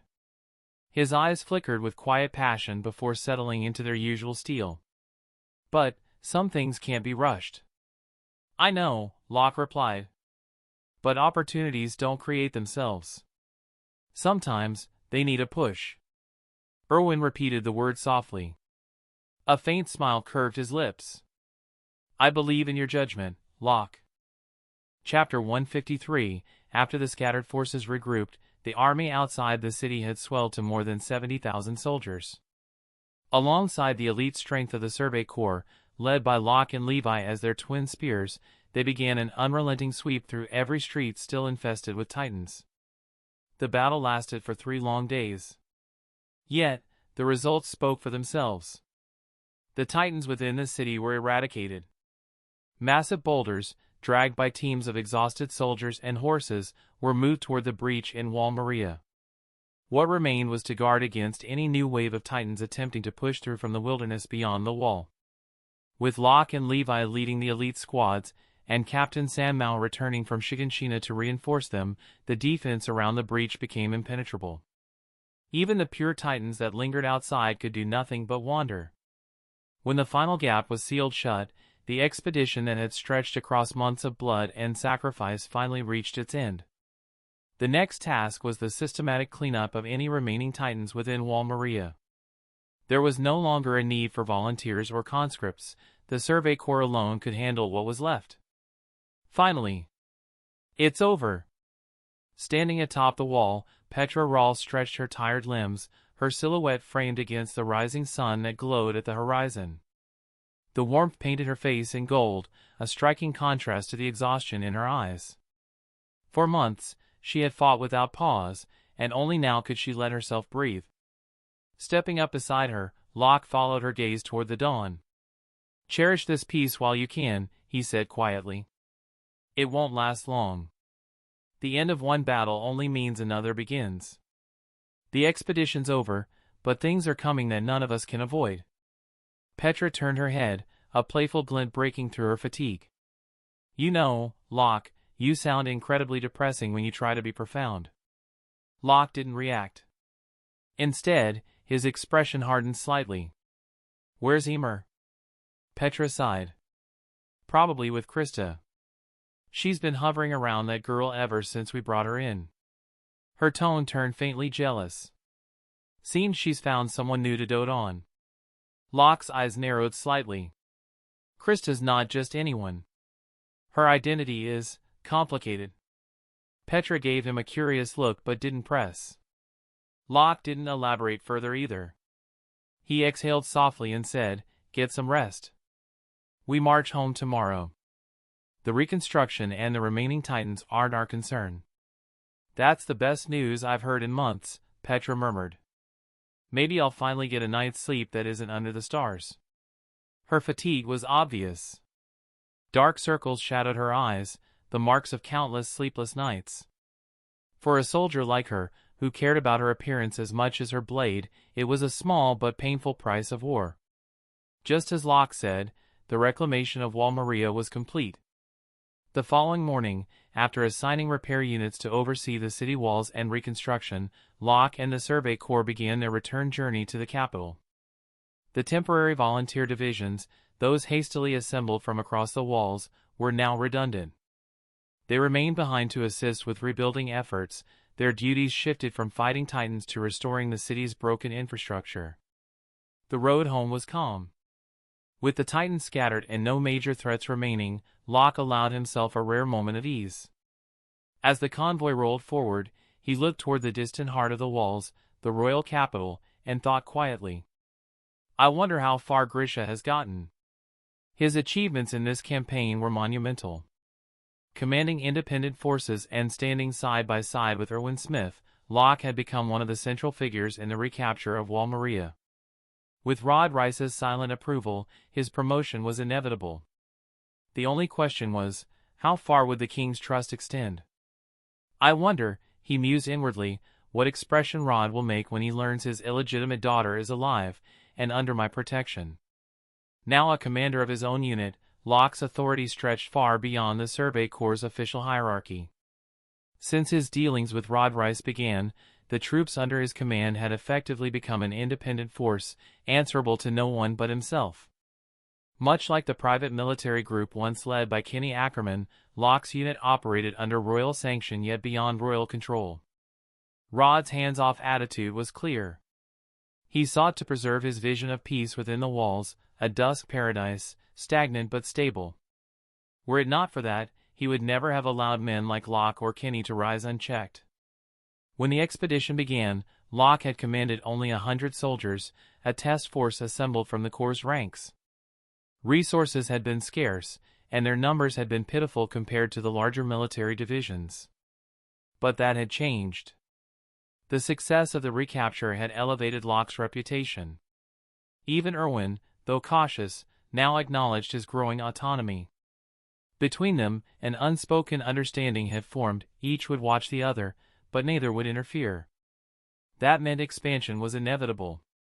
The survivors of Locke's original team would form the core of a new division, while dismissed or reserve soldiers could be reinstated. Fresh recruits would follow. For the first time, Locke stood on the threshold of true influence, on the verge of entering the political and military elite within the walls. And he knew that from within that circle, he could begin shaping the future he envisioned.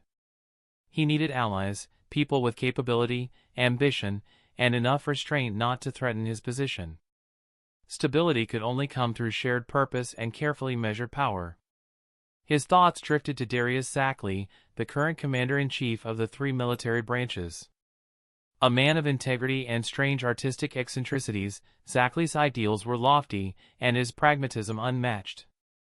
Such a man could prove invaluable, someone to be won over, not fought. Others in the upper ranks remained unknown to Locke, mere silhouettes behind bureaucratic curtains. Their loyalties and motives would have to be revealed through personal contact and careful testing. With such thoughts circling in his mind, Locke's gaze softened as the convoy crested a hill. Ahead, sunlight spilled over the rooftops of the Ermich district, a familiar sight at the edge of Walrose. The long road home had finally come to an end.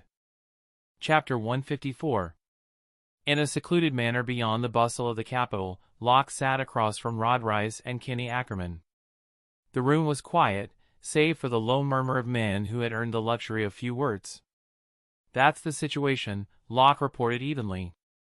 "Except for the hardest-hit Shigenshina sector, which won't be reclaimed quickly, the territories inside Wal Maria are under control. The next step is to organize supply convoys and help the people return to their homes." Kenny, who never bothered to hide the sharpening edge in his voice, grinned. "You did well.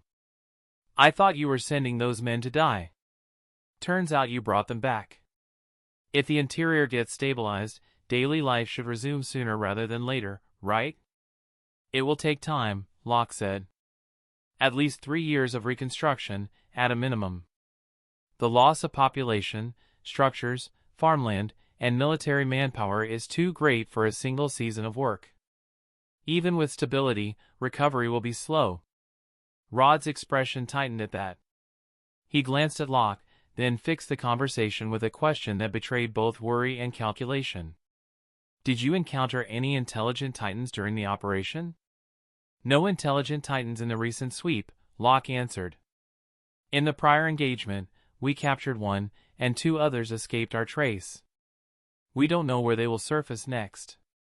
That uncertainty keeps us reactive rather than proactive." Kenny's reaction was a half-laugh, half-curse. "Intelligent Titans. Of all the surprises." "Careful with your tongue, Kenny," Rod said softly. Kenny shrugged, the movement casual enough to be unreadable.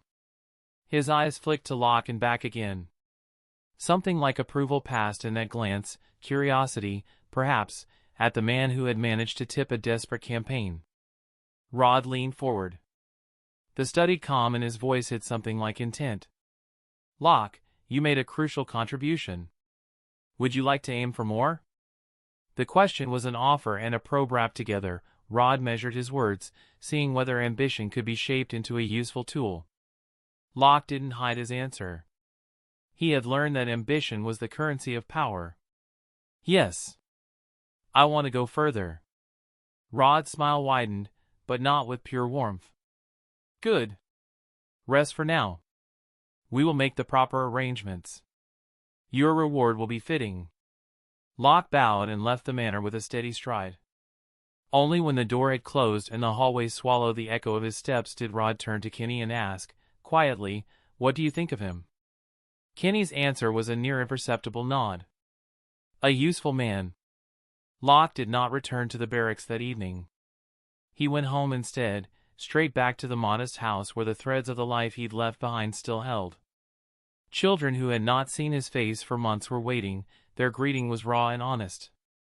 "You're back," one of them said, voice full of the mixture of wonder and relief only a child could show. Locke's hands moved to the heads of the youngsters and ruffled hair that had grown while he was away. He asked them the simple things, about their food, their chores, their small mischiefs, and for a while the world narrowed to that small, warm circle. It had been a long time since he'd been able to inhabit such ordinariness without a blade softening at his hip. Later that night, they sat with Grisha in a quiet room, cups of tea cooling between them. Outside, the district slept uneasily, and still, the distant creaks of city life are a reminder of the fragility beneath the calm. "You've earned the trust of many officials," Grisha said, voice low with equal parts pride and urgency. "Some of the powerful have no doubts left about you. Once we identify the target, we can move." Locke felt the pressure behind those words. Grisha's expectancy was not mere arrogance or hope. It was a countdown.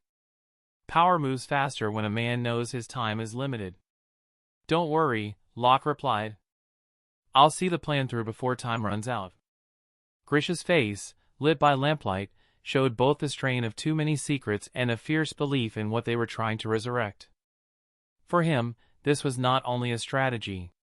It was redemption, for lost comrades, for ideals that had been buried beneath cowardice and bureaucracy. Grisha had the strength of conviction that could make men dangerous. "But plans have risks," Grisha added, carefully. "We can't anticipate everything. When the moment comes to take a risk, you must be willing." Locke acknowledged the warning with a measured nod. He knew that Grisha judged him capable but cautious, that seeing the danger did not always mean stepping into it. That patience was both a virtue and a chain. Locke had learned to keep one eye on survival and the other on leverage. He had one life to lose, he intended not to waste it.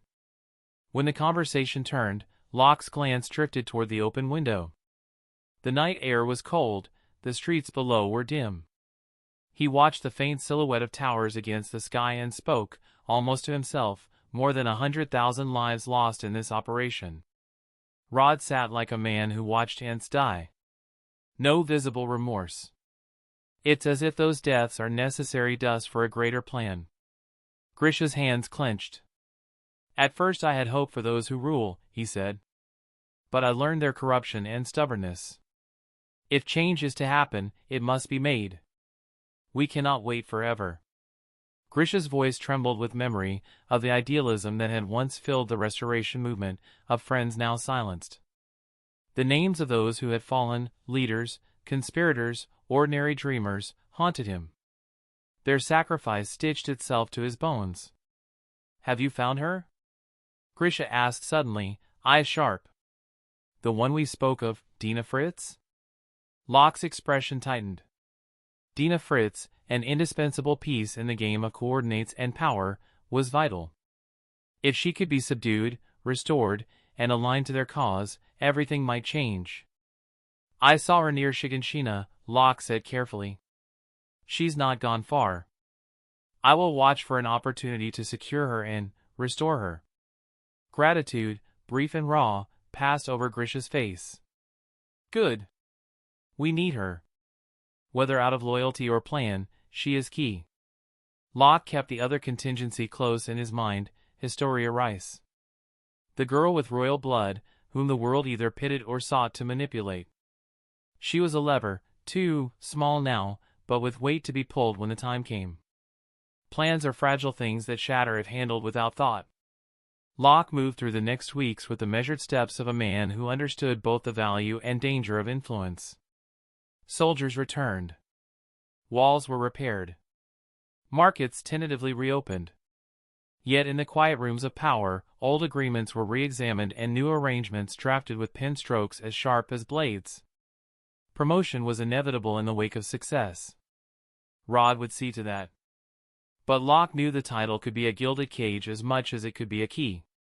Power attracts those who would use it, and every favor costs someone allegiance. He would accept advancement only on terms that preserved his autonomy to keep his force independent, effective, and answerable first to the goals he held. He thought of those he might coax into his circle, men like Darius Sackley, whose ideals balanced pragmatism, or other officers whose horizons were not yet fully sold to the status quo. Allies were not only hearts to win, they were instruments to shape the state itself. Late one evening, Locke walked the city lanes alone. The reconstruction was visible in small ways: a repaired roof, a child selling bread, men hauling stone. Life warmed little pockets of the wall. Yet Locke's mind kept returning to the dangers that remained beyond the cheerful veneers, the intelligence of certain titans not yet accounted for, the fragile loyalties of nobles, the unknowns that lay in the dark between plan and action. If change demanded a push, as he had told Erwin weeks before, then the push had to be precise. Not a reckless shove that toppled everything, but a calculated prod that set things in motion. He had made allies, earned rewards, and garnered suspicion in equal measure. He had a plan and the patience to watch it grow into action. For now, the world could breathe a little easier. But Locke, quiet, watchful, and ambitious, already planned how to turn this fragile piece into the platform he needed to shape the future. Chapter 155. The next morning. Locke! You're back! Armin arrived early, his face glowing with excitement as he spotted Locke training in the yard, steam rising from his shoulders in the cold morning air. Locke paused, smiling as he ruffled Armin's hair. You're here to see Eren and Mikasa? Although he was only a few years older than they, the difference in temperament was immense. After countless battles beyond the walls, his maturity and calm made him seem far older. To Eren and the others, Locke's quiet strength had long made him someone to look up to, almost like an older brother they all trusted instinctively. Yeah. We promised each other that once we're old enough, we'll enlist and join the Survey Corps, just like you. Armin said seriously, his small fists clenched with conviction. Locke smiled faintly. That's a good ambition. The world outside. It's dangerous, but also beautiful. Worth seeing with your own eyes. Armin's expression brightened with pride. Just then, the sound of hurried footsteps echoed from the house. Eren burst through the doorway, Mikasa close behind, both dressed neatly for the day. Armin! You sneak! You came to talk to Locke before us? Eren protested, jealousy clear in his tone. Mikasa muttered softly, almost to herself, so sneaky. Armin flailed his hands in panic. I didn't! I just got here. Locke chuckled, cutting through their bickering. Enough, all of you. Since you're all up, how about coming with me to the garrison for a bit of training? Really? All three pairs of eyes widened, sparkling with anticipation. Locke nodded. Of course. It's about time you saw what real training looks like. There's even someone new I want you to meet. The children exchanged excited looks as they followed Locke toward the Survey Corps' training base. Normally, civilians, especially children, weren't permitted entry, but Locke's authority was unquestioned now. As a squad leader on par with Commander Erwin in influence and responsibility, no one dared deny him access. When they entered the training yard, the kids froze in awe. Whoa! Eren whispered. In the field, dozens of soldiers were sprinting through the snow, steam rising from their bodies as they trained relentlessly. In weather like this, and they're shirtless? Armin said, eyes wide. They're amazing, Mikasa murmured, admiration flickering in her usually calm voice. Locke led them to the sidelines where Petra Rahl was overseeing the drills. You've been working hard, he said warmly. Once Aluo and the others return, you can rest. Petra glanced at him, hands on her hips. Since you know how hard I've been working, you could have come earlier. The teasing slipped out before she realized it, and a faint blush crept up her cheeks. She quickly turned away. Forget it. Since you're here, I might as well take a break. Locke smiled. Now that you're awake, don't run off just yet. I need a favor. Petra followed his gaze and noticed the three children peeking curiously from behind him. And who are these little ones? They're my family, Locke replied simply. Something softened in Petra's expression. Your family, huh? She knelt and smiled kindly at them. Then that makes them family to all of us. Don't worry, Locke, I'll take good care of them. It's not care they need, it's training, Locke said lightly. Training? Petra blinked in surprise. Before she could respond, Aaron stepped forward, puffing out his chest. Don't underestimate us. We'll join the survey corps someday, fight the Titans, and follow Locke's example. We'll dedicate our hearts to humanity's freedom. Mikasa and Armin nodded firmly behind him. Petra blinked, speechless for a moment, then looked at Locke. You didn't tell them? Locke rubbed the back of his neck. Tell them what? That the Titans inside Wall Maria have already been wiped out. The walls are safe again. The three children froze. Wait, what? Aaron shouted. Locke shrugged, feigning innocence. Didn't I mention it last night? All three shouted in unison, no. Ah. Must have slipped my mind. It's not that big a deal anyway, Locke said casually. Petra gaped at him. Not a big deal? You're unbelievable. The explanation that followed left the children stunned. Wall Maria retaken. Humanity reclaiming land. Titans were nearly eradicated from within the walls. The Survey Corps emerges as heroes. Aaron's hands clenched tighter with every word, a mixture of excitement and frustration burning in his eyes. Then I'll just have to get stronger. Even if the Titans inside are gone, there are still more out there, right? Locke smiled faintly. Exactly. Leaving Petra in charge, Locke joined the ongoing drills. The children watched from the sidelines as he moved, fluid, sharp, efficient.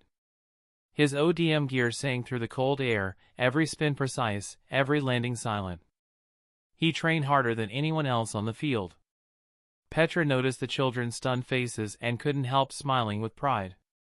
I know how you feel, she said softly. Even for us, watching him fight never gets old. The trio didn't respond. They were too focused on Locke's movements, too awed by the sheer speed and strength on display. The number of Titans he's slain personally stands at 58, Petra continued. And with assists? 73. He's the top scorer in the entire Corps. He even commands his own special unit. Aaron's eyes widened. That's insane. Mikasa said quietly, I didn't realize he's that strong. Armin whispered, I feel like I'll never catch up. Locke finished his last maneuver and landed lightly in the snow, breathing steady. The recruits cheered as Petra called for a break. Watching him from the sidelines, the children's admiration turned into a deep, burning motivation. Someday, Aaron said under his breath, I'll be like him. The morning passed swiftly under the biting cold. Ding! The host has trained diligently in winter conditions. Willpower +1. Endurance +1. The system's calm voice echoed in Locke's mind. He didn't react outwardly.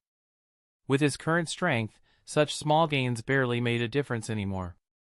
He exhaled slowly, watching his breath fade into the cold air. Still, he murmured to himself, it's better than standing still. Chapter 156, Captain Locke, the commander has returned to base. Locke paused his sword cleaning and turned. Erwin's back? Yes, sir. The commander said we're departing for the capital within the hour to present our report. Understood. Go ahead, I'll meet you at the gate shortly. Yes, Captain. The soldier saluted smartly and jogged off. Locke watched him go, a flicker of anticipation glinting in his eyes.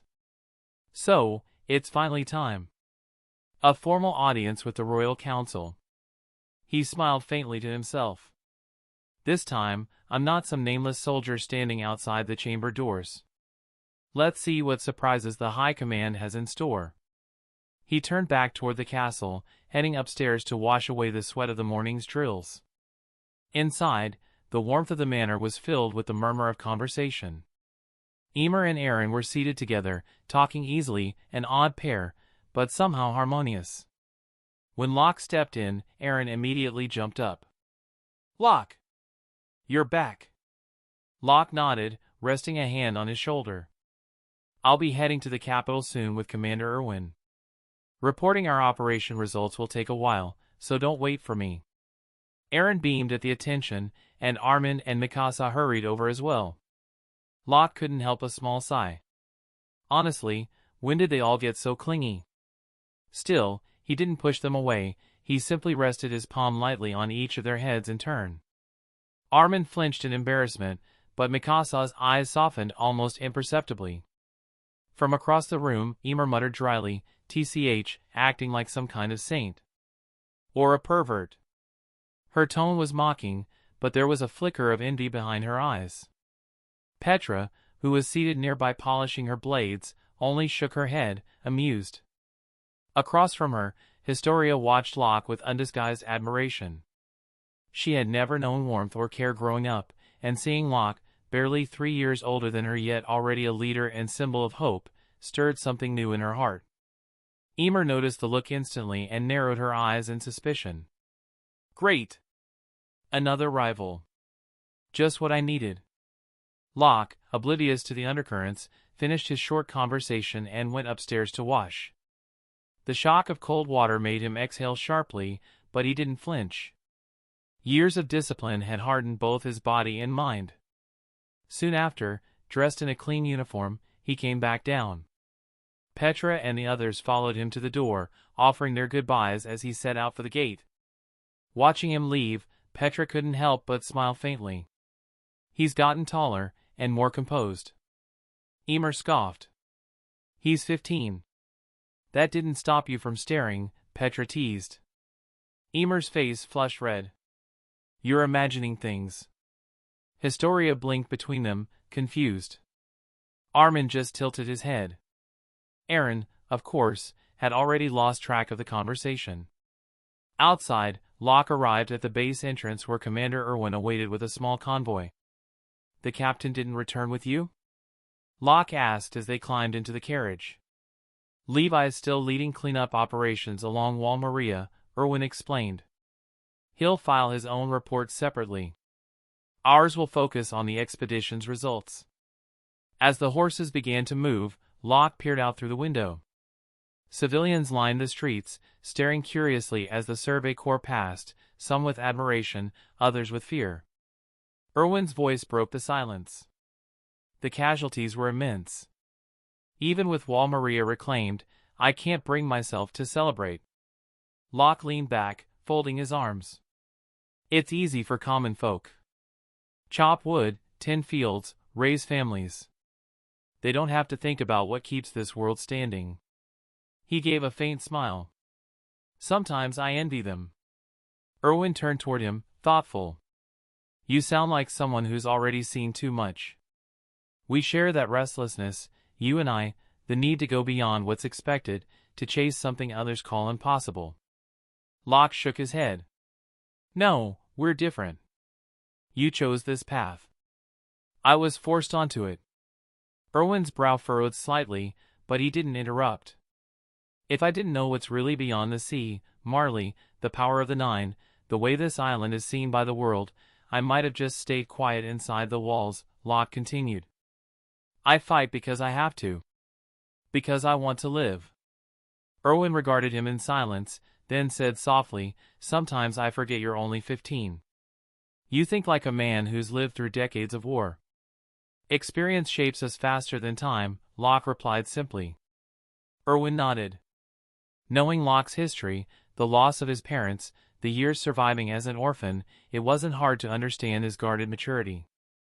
The conversation faded, replaced by the steady rhythm of hooves on cobblestone. By midday, they reached the royal capital within Walsina. Unlike their last visit, there were no blockades or interrogations. The carriage passed freely through the inner gates and into the heart of the city, a place of impossible luxury. They dismounted before a sprawling marble palace. Every column gleamed white under the light, gilded fixtures catching the eye at every turn. For a kingdom that constantly complained of poverty and shortage, the opulence was sickening. Locke's gaze swept the grand hall, the chandeliers, the silk curtains, the golden-framed portraits. I bet selling just one of these could feed the refugees for a year, he thought bitterly. Such a government, how could anyone love it? Beside him, Irwin maintained his usual calm. His expression revealed nothing, but his eyes were sharp, calculating. Led by military police escorts, they passed through rows of guards until they reached a tall set of double doors, the council chamber. Commander Irwin, Captain Locke, a soldier announced quietly. The council has been expecting you. Irwin inclined his head and pushed the doors open. Locke followed him in. Inside, a long table stretched down the center of the room, flanked by men in fine uniforms and ornate robes. Their gazes turned immediately toward the newcomers. The room was filled with the most powerful figures within the walls, the core of the royal government itself. Locke straightened his back, meeting their eyes without flinching. So these are the people who hold humanity's fate. Let's see what kind of rulers they really are. Chapter 157. The moment Locke and Irwin stepped through the great doors of the council chamber, the murmuring stopped. Every gaze in the vast hall turned toward them, some sharp, some curious, others coldly indifferent. At the far end of the room sat the so-called king of the walls, slouched upon his gilded throne. The man's vacant eyes shifted toward Locke, his expression as lifeless as his crown. Locke could feel the weight of dozens of stares pressing on him, but his own face remained unreadable. So this is the heart of the walls, he thought. The place that decides the lives of everyone beyond these polished floors. Irwin's voice came quietly at his side. Locke, he murmured, remember these faces. Nearly every person here holds power inside the walls. Locke nodded slightly. Understood. He followed Irwin down the carpeted aisle between two long rows of ministers, military commanders, and advisors. Some faces were familiar from his memories of the Survey Corps' reports, Commander Pixis of the Garrison Regiment, the cunning military police chief Nile Doak, and the stoic Premier Darius Zackley. Others were strangers, nobles, and bureaucrats whose only battle was for comfort and influence. Yet among all those eyes, one pair caught his attention. Premier Zackley's gaze was steady and, strangely approving. Locke couldn't tell whether it was interest, recognition, or something more calculated. Either way, he made a note to keep that in mind. When the two reached the front, they knelt briefly before the throne. Your Majesty, Irwin began, his tone formal but firm, this expedition succeeded in retaking all territories of Wall Maria, save for the Shigenshina district. Once the remaining Titans roaming the outer lands are eliminated, civilians can begin relocation beyond Wall Rose. The king's dull expression didn't change. For a long moment, he said nothing. Then one of the ministers beside him, a rotund man in jeweled robes, cleared his throat and spoke with oily enthusiasm. Excellent work, Commander Irwin. The Survey Corps has done well this time. In recognition of your achievements, the government will increase its investment in your Corps' operations. Before Irwin could respond, another voice cut through the air.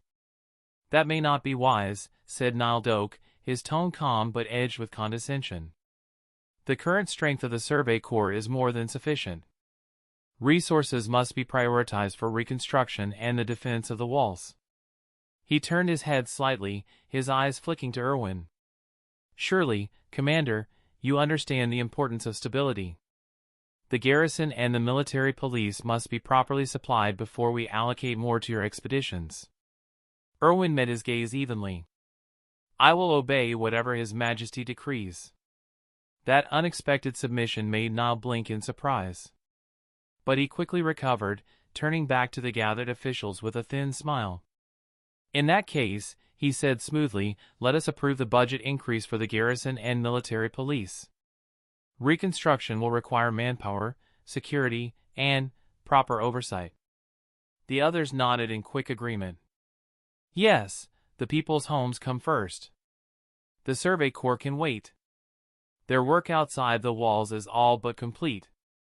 Once order is restored, we can reward them properly. Locke stood silently behind Irwin, his eyes sweeping across the room. One by one, he memorized the faces of those who spoke, those who smiled as they stripped away what little the Survey Corps had earned through blood. When Pixis finally spoke, his tone was deceptively mild. "I must agree with Chief Nile," he said. "The garrison has borne heavy responsibility during this crisis. Reinforcing our defenses should take precedence over any further expeditions." Locke's lips tightened faintly. "Old fox," he thought. "He's not wrong, but he's not neutral either." Pixis had always walked a careful line. Neither loyal to the monarchy nor allied with the Survey Corps, he followed whatever path best protected humanity within the walls. To Locke, it was clear Nile had already struck a bargain, sacrificed a portion of the spoils to secure Pixis' support. A temporary alliance built on convenience. But convenience was fragile. Sooner or later, it would break. Locke glanced toward Erwin. Though the commander's face remained composed, his clenched fists betrayed the storm beneath the surface. Half the Survey Corps' elite had died in the expedition to reclaim Wall Maria. From a force of over 1,000 soldiers, barely 500 remained. Many were wounded beyond recovery. They had sacrificed everything. And now these men in velvet robes spoke of proper oversight and resource allocation as though the dead were nothing more than numbers on a ledger. Erwin's voice finally broke through the growing tension. "Don't you wish to know the casualties of the Survey Corps and the volunteer units in this operation?" he asked quietly, but the tone carried across the chamber like thunder. The chatter faltered. Several ministers exchanged uneasy glances, while others looked away entirely. Locke could feel it, the edge of Erwin's patience, the thin line holding his composure in place. The so-called king still said nothing. His eyes, half-lidded and empty, stared at nothing in particular. It was as if the fate of the walls, the sacrifices made beyond them, meant nothing at all. Locke's chest tightened. He doesn't care. None of them do. Once, he might have hoped that the monarchy hid some secret wisdom, some greater plan. Now he saw only complacency, rot, and the greed of men who had never faced the Titan's jaws. Across from him, Erwin's last flicker of faith seemed to die. So, his expression seemed to say, "This is the truth of the world within the walls." He exhaled slowly, the decision already made in his heart. There is no rebuilding this place. Only tearing it down. But the ministers, oblivious to the storm brewing before them, continued their farce. "These losses are regrettable," said one, smiling thinly, "but acceptable, given the success of retaking Wall Maria." "Indeed.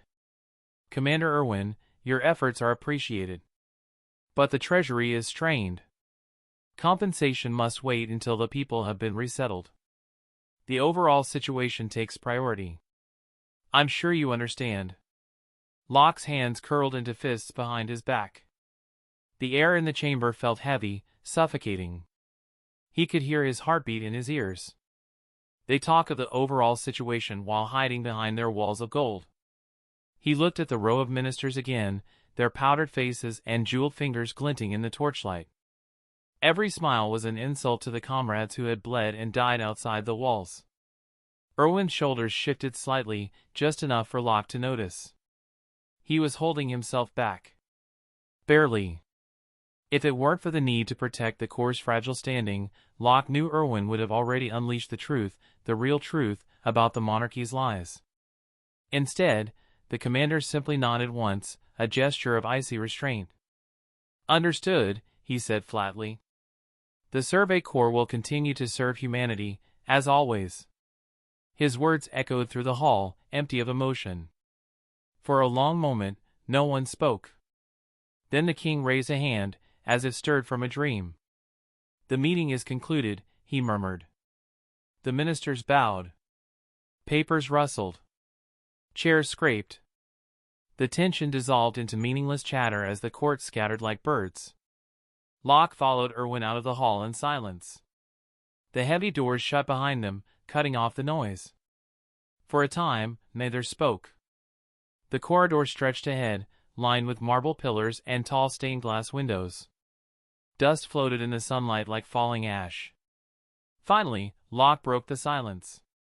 "They'll never change," he said quietly. "Even after all this." They'll keep pretending the Titans are the only enemy. Erwin didn't answer at once. His eyes were distant, thoughtful, filled with the same grim resolve Locke had seen on countless battlefields. "You're right," he said at last. "The greatest threat to humanity has never been the Titans. It's the people who choose ignorance over truth." He paused, then looked at Locke, his expression sharpening. "That's why we keep moving forward. Until we tear down every wall that hides the truth, even the ones built by men." Locke met his gaze and nodded slowly. The corruption of the capital had left a bitter taste in his mouth, but also a renewed determination. Whatever it took, he would stand beside Erwin. Not for the monarchy. Not even for glory. But for the freedom that lay beyond deception and fear. The two men walked down the silent corridor, their footsteps echoing against the cold stone. Behind them, the council chamber remained filled with false smiles and hollow promises, unaware that the foundation of their kingdom was already beginning to crack. Chapter 158. As you've all stated, the main task after this victory is reconstruction. The Scout Regiment has no objections. We will follow the government's orders and place the greater good above all. When Locke spoke the words greater good, his tone carried deliberate emphasis, measured and sharp. Across the council chamber, the conservative ministers, headed by Neil Deek, nodded in satisfaction. But behind those polite smiles, their eyes gleamed with layered meaning. Disdain. Mockery. And, oddly enough, a trace of respect. A man who knows when to yield is a man who survives. In their eyes, Locke was precisely that, a soldier who had learned his place in the game of power, a man willing to bow before the throne to preserve his position. They saw him as a competent tool, but still a fool for thinking loyalty could outmatch politics. They were wrong. Locke noted every one of their faces, committing their expressions to memory. The day would come when those smug smiles would be erased, one by one. Erwin, standing at Locke's side, was momentarily surprised by the speech. But as soon as he saw the calm focus in Locke's eyes, realization struck him. His earlier irritation at the council's arrogance had nearly led him to speak out of turn. Locke had saved the situation. Bringing Locke here was the right choice, Erwin thought, suppressing a faint smile. He chose not to add anything, quietly aligning himself with Locke's statement. The conservatives seemed pleased by this show of unity. After all, what did battlefield valor matter in this city? Here, power wasn't earned with blood, it was taken with words and politics. The room fell silent until Darius Sackley, the commander-in-chief, who had been observing quietly from his chair, finally spoke. His gravelly voice cut through the posturing. "Since Captain Locke has spoken on behalf of the Scout Regiment and Commander Erwin has expressed no objections, then it's decided. The focus of our next phase will be reconstruction." He paused, scanning the chamber. No one dared object. Sackley continued, "The reconstruction efforts will be managed by the military police and the garrison regiment, according to their assigned jurisdictions. Our goal is to restore Wall Maria's districts to full stability within 2 years. Does His Majesty have any objections?" All eyes turned toward the throne. The king, empty-eyed and unmoving, sat with the same practiced indifference, giving only a slow, mechanical nod. The illusion of authority was enough. They all bowed slightly, not out of reverence for the man, but for what he represented, the image of royal power, the symbol that kept their world intact. And with that silent nod, the decision became law. The tension in the council chamber loosened. The storm of debate that had filled the air moments ago now dissolved into a calm hum of satisfaction. The direction had been set, the rest was mere procedure. Sackley waited for the chatter to settle before turning again to the two officers standing before him. "As the leaders of their respective divisions, both of you have rendered invaluable service in the reclamation of Wall Maria," he said. "The king and the council recognize your achievements." He looked first to Erwin. "Commander Erwin Smith, your leadership has restored faith in humanity's advance. You are hereby awarded the first-class military medal. In addition, the Scout Regiment is granted independent recruitment rights. The upper limit of active soldiers will be increased to 1,500. A murmur rippled through the room. That was a rare privilege. Then Zachley's gaze shifted toward Locke. As for Captain Locke, he said, pausing briefly before continuing, in recognition of your personal valor and strategic contributions, you are awarded the second-class military medal. Effective immediately, you are promoted to Deputy Commander of the Scout Regiment. You will command an independent strike unit of 300 soldiers, and your operations will report directly to the King. The chamber erupted with whispers. Directly to the King, someone muttered under their breath. Neil Deake's face stiffened. His eyes flicked toward Locke, young, composed, unflinching. Even the military police, who had always prided themselves on being the Royal Guard's closest circle, were not granted that level of autonomy. They were still tethered by Zachley's oversight. Could he become another Kenny Ackerman? The thought crossed many minds at once. The comparison wasn't without reason. The last man who had been directly tied to the throne had been Kenny, a name that still stirred equal parts awe and dread. Now Locke stood in that same position. A soldier touched by royal favor, and one step away from dangerous power. The minister's gazes turned speculative. Some were wary. Others, especially those who knew of Rodrice's hidden lineage, seemed eager, their eyes shining with intrigue. They saw in Locke not just a rising soldier, but a potential key to their own advancement. Erwin alone remained calm, unaffected by the stir. He had long expected this outcome. When Locke had been permitted to form his first independent 100-man squad, Erwin knew that secrecy wouldn't last. Sooner or later, the council would formalize what was already true. Now that it was official, Erwin simply nodded, a quiet pride forming behind his usual stoicism. He's come so far, he thought. Perhaps in his lifetime, humanity might truly see freedom. The rest of the council read Zachley's expression and wisely chose silence. The matter was settled. Any protest now would only make them look foolish. One truth became unmistakably clear to everyone present. Locke was no longer just Erwin's subordinate. He had stepped into the realm of the powerful, young, ambitious, and with enough strength to shift the balance. Even those who despised him couldn't deny it, his rise was only beginning. The rest of the meeting drifted into dull discussion, budget allotments, supply routes, rebuilding schedules. Locke said little. His mind was elsewhere. 300 soldiers. Direct royal command. Autonomy.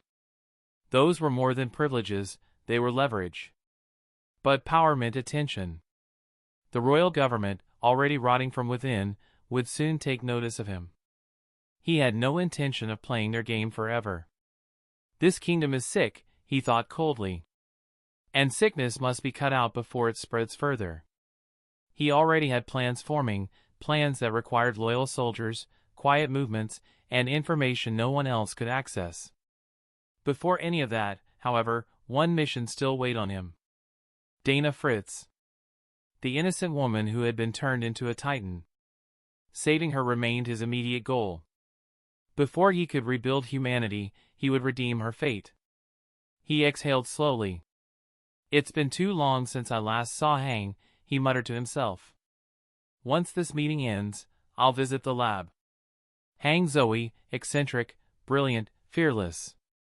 She might not have Locke's combat skill, but as a researcher, her genius had no equal. If anyone could help him understand Dana's condition, or find a cure, it was her. As the meeting drew to a close, ministers exchanged empty congratulations. Locke stood quietly beside Erwin, acknowledging Zachley's formal closing remarks with a curt nod. He played the part of the disciplined officer, giving them no reason for suspicion. Yet behind his calm demeanor, his thoughts churned. The king's puppet regime was more fragile than it appeared. With the garrison and military police assigned to reconstruction, the capital's defenses would soon thin. It would be the perfect time to act, if he chose to. When the walls weaken, so does the mask of power, he thought. That's when truth begins to slip through the cracks. For now, he would bide his time. Play their game. Smile when they smiled. But every move was a step closer to a different future, one not ruled by empty kings or corrupt nobles, but by humanity's will to be free. Locke's hand rested on the table as the council dispersed. The emblem of the scout regiment on his cloak caught the dim light, a pair of wings, shadowed but unbroken. Freedom was never granted. It was taken. And soon, he would take it back. Chapter 159. Time passed quickly. January slipped by in silence, and by the first thaw of the new year, the last Titans wandering within Wall Maria had been completely exterminated by the Scout Regiment. Humanity had finally reclaimed the territory it had lost for over a century. For the first time in living memory, the banners of the Scouts fluttered freely above the ruins of the outer wall. Within the walls, the people rejoiced. The entire continent seemed to exhale in relief. Every street, every home, was filled with a light that had not existed for years, a fragile hope reborn. For ordinary citizens, the meaning of victory was simple. The Titans could be defeated. The terror that had defined generations was no longer untouchable. Families spoke of rebuilding their homes beyond the wall, of replanting the fields buried under rubble and ash. Refugees who had once fled from Wall Maria dreamed of returning to their old villages. The joy was almost overwhelming, but beneath it ran another truth: people's hearts were selfish. Most celebrated not for the freedom of humanity, but for their own return to comfort. Few were like Commander Irwin, who dedicated every breath to humanity's future beyond the walls. Most simply wanted to return to normal life, to forget that Titans ever existed. Locke, however, had no time for celebration. His days since promotion had been filled with relentless work. After being named deputy commander of the Scouts, second only to Irwin himself, he'd been granted the authority to recruit and command an independent strike division of 300 soldiers. In less than a month, the unit was fully formed. Though it bore the Scout Regiment's insignia, everyone in headquarters knew these soldiers were Locke's alone, bound to him by loyalty, not bureaucracy. He had personally chosen them from the underground city beneath Mitras, the forgotten world of thieves, orphans, and survivors who had never seen sunlight. Men and women who owed their new lives to him. Soldiers who would never betray him. With Rodrice's quiet backing and the resources that came with it, Locke's division trained with better rations, sharper blades, and newer maneuver gear than any other regiment. Each soldier was handpicked, hardened, and loyal.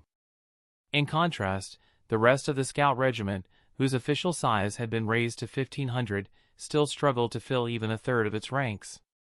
The royal government's promise of expansion had proven little more than a political gesture, its funding conveniently delayed.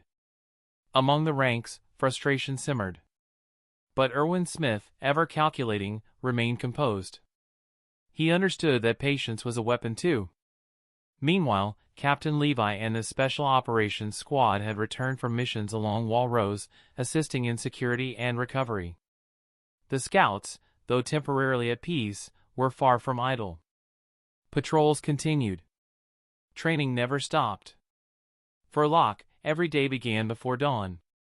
The training grounds near the reclaimed district echoed with the rhythmic thump of boots striking the frozen soil. He ran 10 kilometers before sunrise, often twice that, his breath steady, his pace never faltering.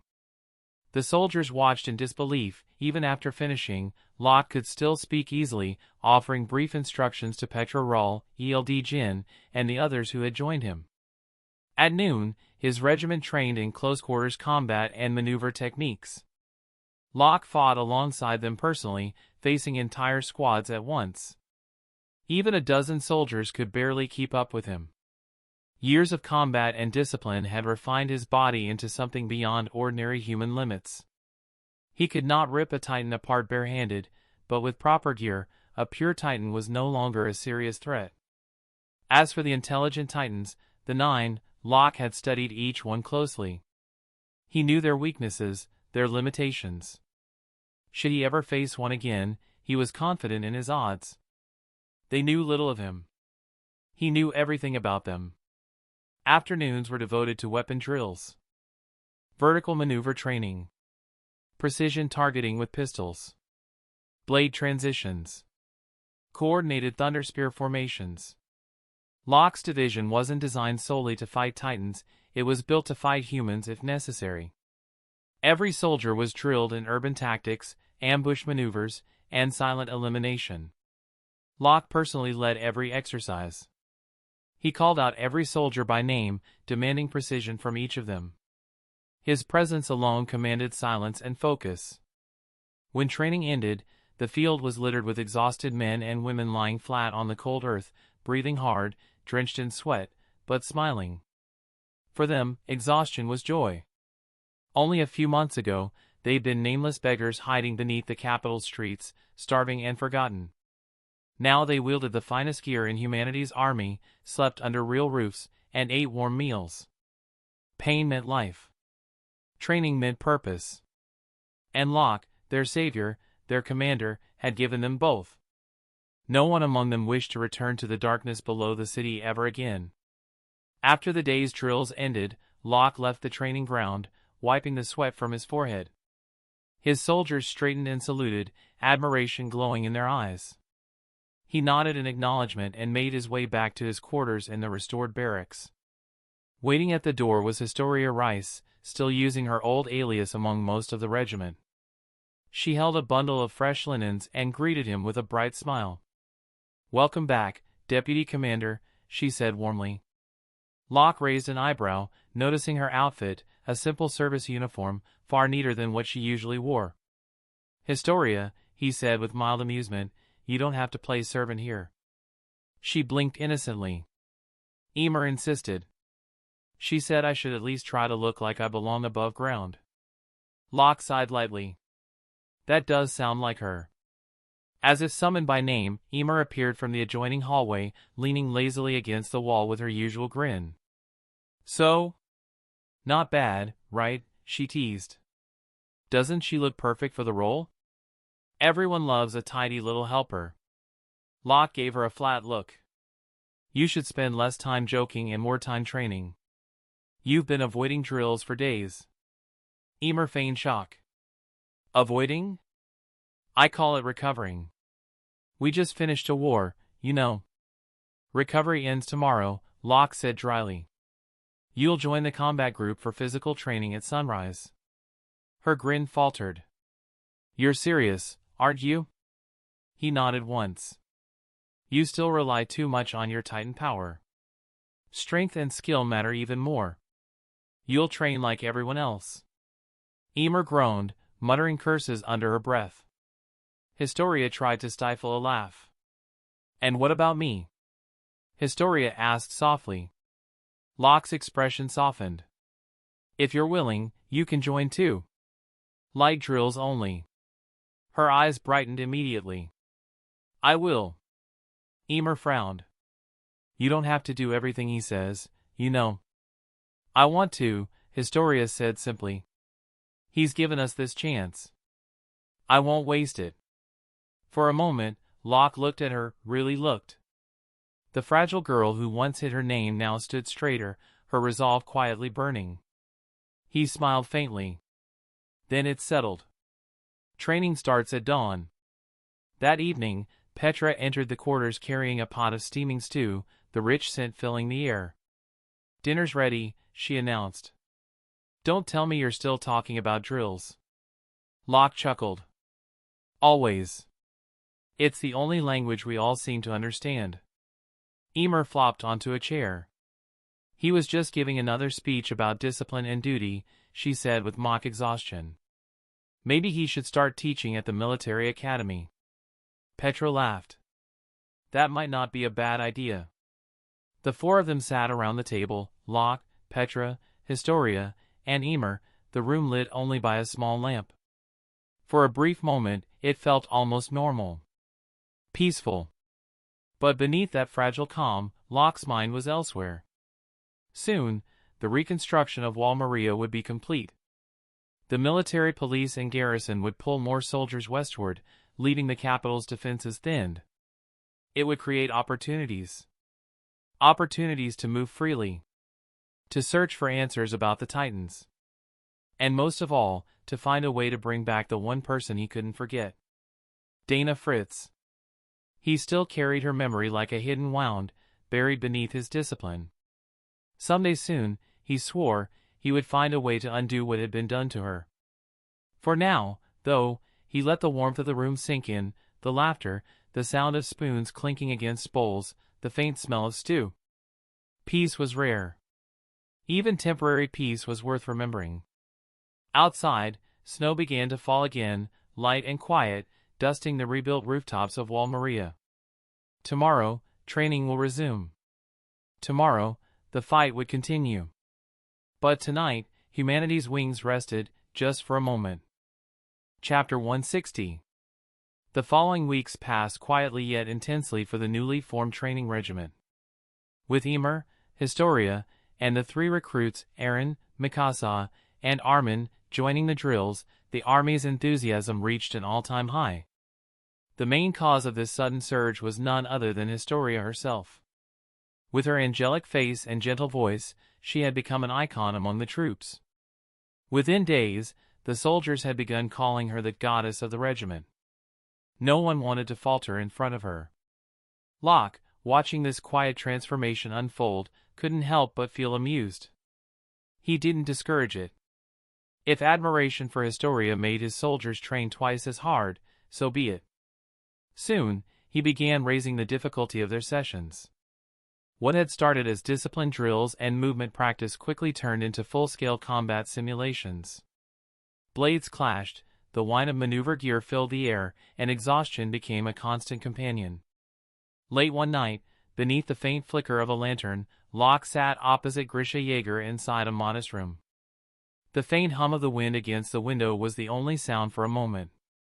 Grisha's expression was grave. "How are the preparations?" he asked, voice low, eyes glinting with urgency. Locke leaned back slightly, his tone calm. "Another month. That's all I need. Once the regiment finishes this phase of training, I'll lead them beyond Walrose for live combat drills near Shigenshina. Training without danger will never forge real soldiers." Grisha nodded slowly, the lines around his mouth tightening. "Then it's almost time for me to move. The royal government's corruption has gone unchecked for too long. We can't delay much longer." Locke's gaze sharpened. "Once I leave, you can begin. The list I gave you should be enough to start the purge. Focus on what's necessary, nothing more, nothing less." Grisha exhaled. "I understand. Some innocent people might be affected, but I can't afford hesitation anymore." He hesitated, then looked directly into Locke's eyes. "Locke, promise me, tell me I won't regret trusting you." Locke met his stare without wavering. "You won't. I'll see to it that the Eldians are freed. That's my word." For a moment, Grisha said nothing. Then, his shoulders eased. "Thank you. You remind me of how things used to be, when people still believed change was possible." He gave a tired smile, one that spoke of countless sacrifices.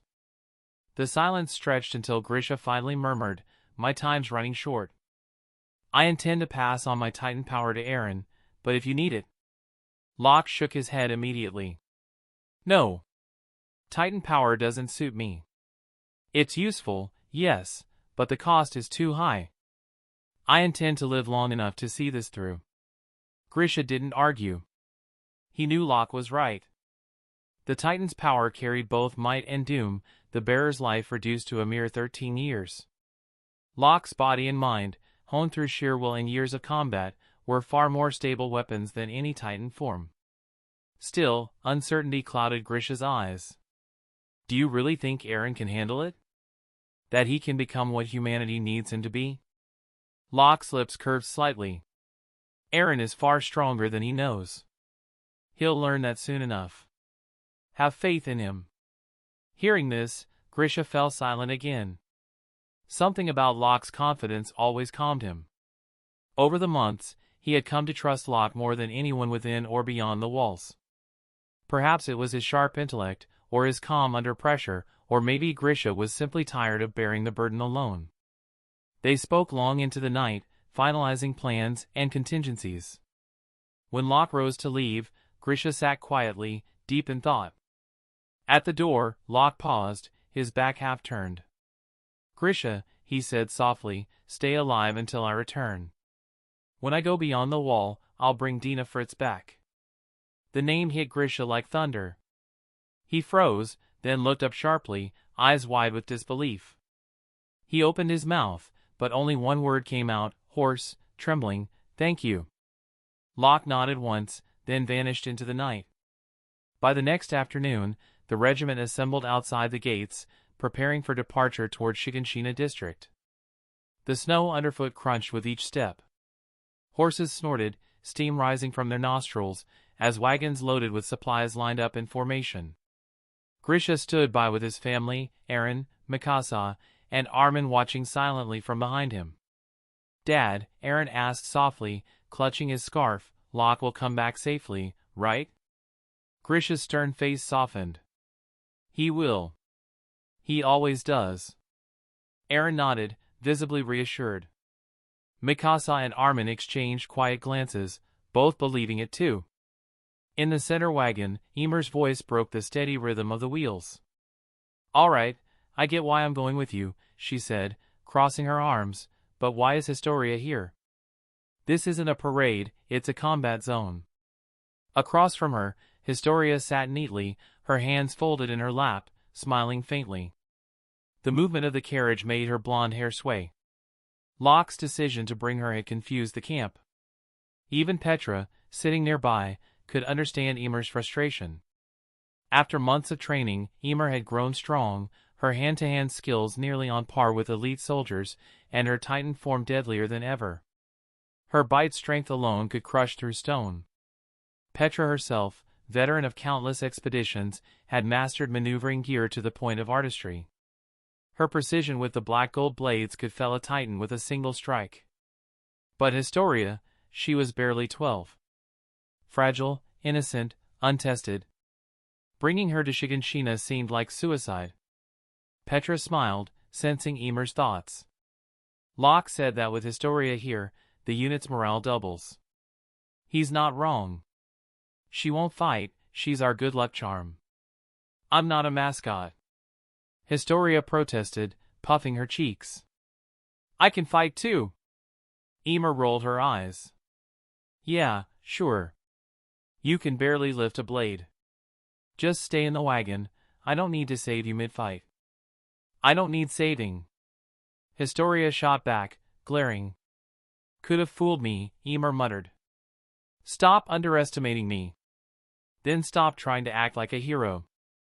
I'm not acting. Their argument went back and forth, bouncing between teasing and irritation. Petra simply watched with a quiet smile. You two have a strange way of showing affection, she said gently. Affection?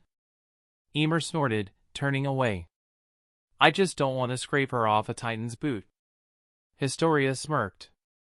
Admit it, you'd miss me if I weren't here. Ymir went silent. Petra laughed softly, the sound mingling with the rhythmic clatter of hooves.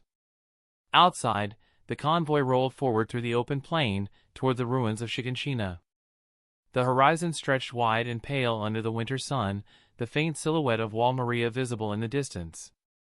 Locke, riding at the head of the formation, glanced back once at his regiment.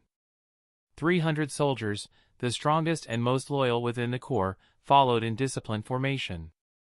Their faces were serious, their eyes sharp. These weren't ordinary soldiers, they were men and women who had crawled out of darkness, lifted by purpose and by his command. He could feel their resolve even in silence. For them, this wasn't just training. It was a march toward redemption, toward freedom. Locke's hand tightened slightly on his reins. He knew the road ahead would test all of them, but he also knew this was the beginning of something much larger. The wind carried their banner forward. For humanity. For freedom. And for the future that still waited beyond the walls. That's the end of this tale for now. Thank you for watching and I'll see you in part 9. Peace.